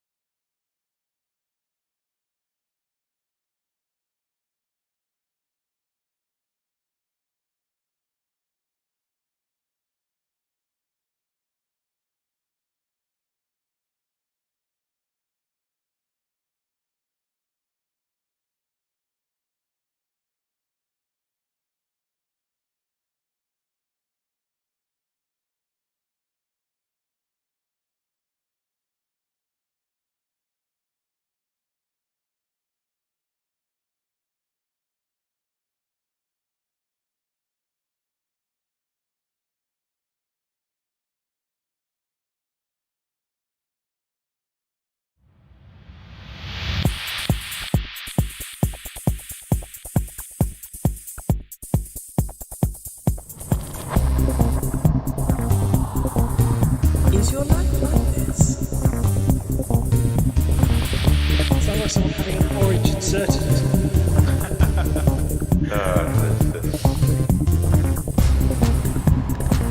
Need a safe word. Space can be loaded.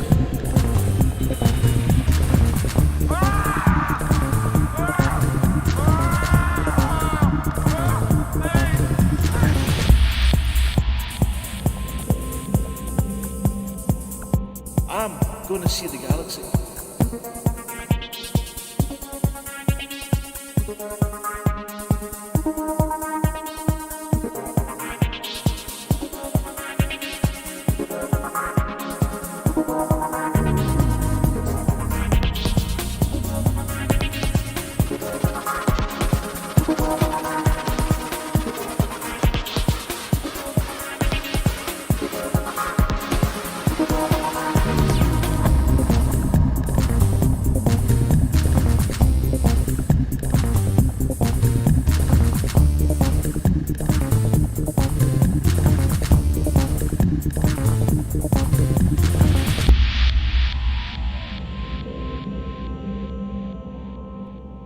Ah, damn it. No worries, guys. Hold the fort for 2 seconds. I'll be right back. With Easter fast approaching, there's speculation about what next big event in the galaxy is likely to be. There are ongoing stories in Federal, Alliance, Imperial and Independent space, all of which might make for something exciting for commanders to be doing in the coming week. But which will it be? Let's review what's been going on in the galaxy and what might be our special Easter surprise.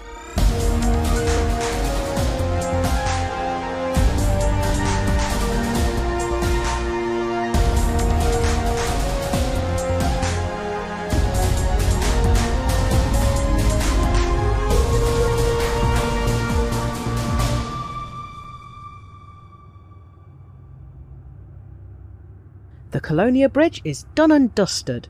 There's a string of megaships joining the bubble to Colonia, and there are 6 starports commanders could choose to call home should they wish.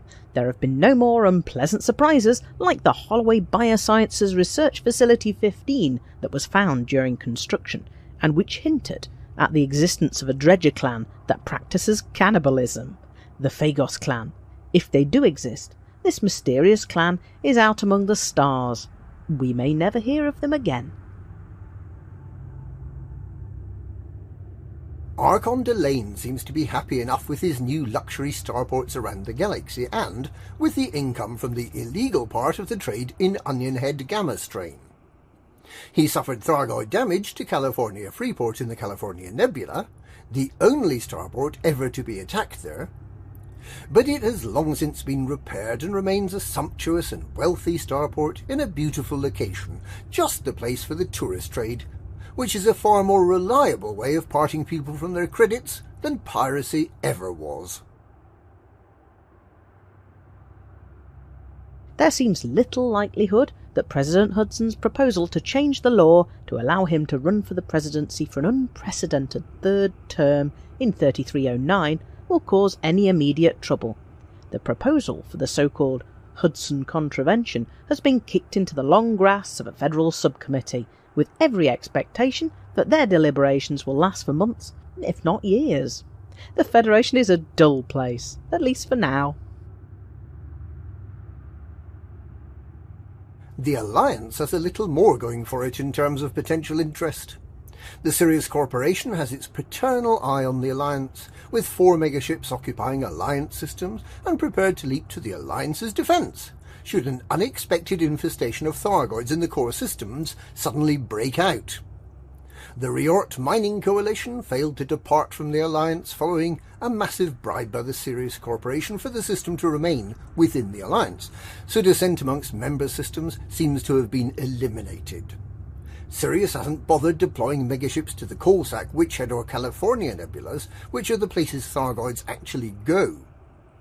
Megaships are renowned for their utter uselessness in fighting Thargoids, but it doesn't really matter if Sirius is planning to hide in the least likely systems to actually see any Thargoid activity. Prime Minister Mann has agreed that the arrangement will be for a 3-month trial period, so the clock is ticking. It's not clear when the 3 months started. If it was the 9th of March when the trial was announced, then it'll run until early June. But if the trial runs from the 13th of January, when the megaships first entered Alliance systems, it could finish as early as tomorrow. Over in the Empire, the reinstated Emperor Arissa, who managed to get herself kidnapped and was missing for more than a year without anyone realising, has failed to persuade the Marlinist colonies to swear allegiance to the throne her imperial bottom currently occupies. The offer had been for military protection for the colonies and better trade relations. However, the Marlinists still seem to be smarting from the injustices meted out to them by the Imperial Navy when Senator Petraeus imposed system-wide lockdowns and sent combat forces against the megaships that were attempting to evacuate civilians from the war zones. It is interesting to realise in retrospect that these strikes took place during a time after the Emperor's final public engagement before she was kidnapped in September 3306. There are some who claim to have seen her as late as February 3307, but given the deepfake technology used by the kidnappers to pretend that the Emperor was still in charge, how reliable can these sightings be? In fact, how sure can we be that the Emperor currently on the throne is the real Emperor Arissa? The terrorist Neo-Marlinists appear to have been defeated once and for all in Madrid, and latterly the mercenary group that had been training them, Darkwater Inc., was defeated in Summerland, and the so-called Lords of Restoration, who were the brains behind the whole false flag operation, and whose goal had been the restoration of executive power to the Senate, cutting the Duval dynasty out of the political loop, were arrested. These lords have been held captive for 2 months now, with no indication that they'll be brought to trial or summarily sentenced for their crimes. There has been very little activity from the Thargoids recently, with 3 systems in the bubble remaining under relatively low levels of incursion. and the strange anomaly, Lembas in the Witchhead Nebula, which seems to be locked in a permanent state of marginal Thargoid incursion. But perhaps the Thargoids hold the key to the most likely events that may soon befall the galaxy, and that's the ongoing power struggle between Aegis and Salvation for control of the anti-Thargoid industry. Aegis has been on the ropes for some time. It lost its supply of Guardian research materials when the Alexandra megaship was sabotaged and then raided. With government funding from the three superpowers severely cut back amid allegations of incompetence, the organisation has been operating on a skeleton staff, placing megaships in Thargoid-attacked systems, but unable to undertake any research or proactive defence. Many of the senior staff have resigned or been forced to leave. Admiral Aidan Tanner is under military detention after he accused Salvation of deliberately provoking Thargoids to attack, and after he took direct action against Taurus Mining Ventures to try to force them to reveal more information about the secretive scientist.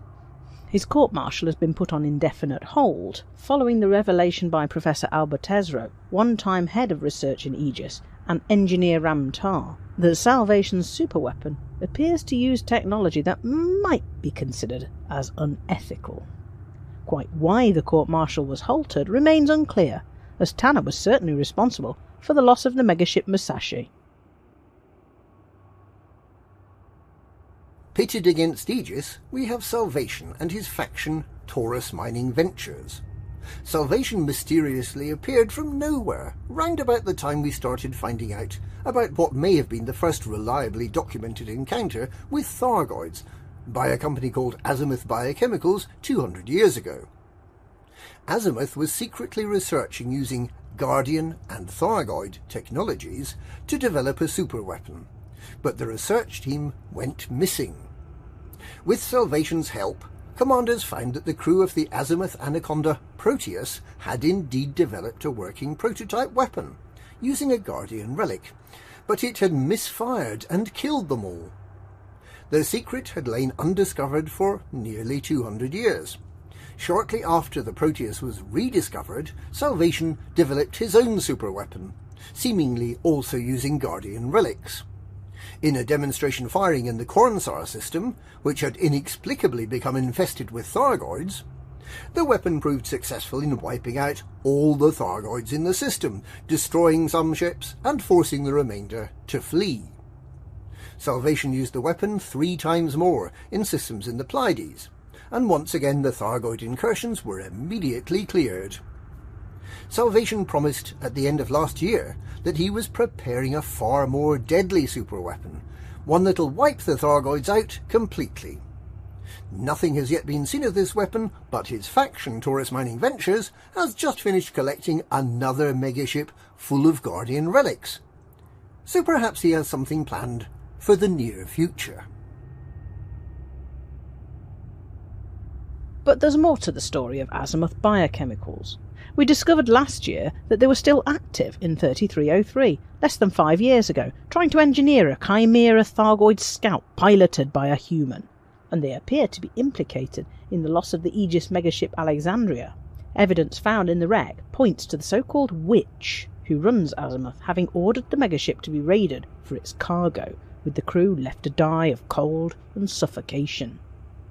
Salvation appears to have known a lot about the ancient research by Azimuth, and there are those who believe there may be a link between Salvation and Azimuth. If that were true, then Salvation may have directly benefited from the cargo looted from the Alexandria. Perhaps the stolen Guardian relics from the Alexandria were used to fire his superweapon. With so few Thargoid incursions, there doesn't seem to be a need for any more superweapon action, but with Salvation seemingly able to summon Thargoids at will, perhaps there will be a convenient resurgence of Thargoids just when Salvation is ready. Perhaps that's what will happen over Easter. Or, of course, it may be that we'll find ourselves tasked with delivering seasonal goods, such as leathery eggs to the Egger 431 system or to boil platform to appease the wrath of the galactic Easter Bunny. You never can tell.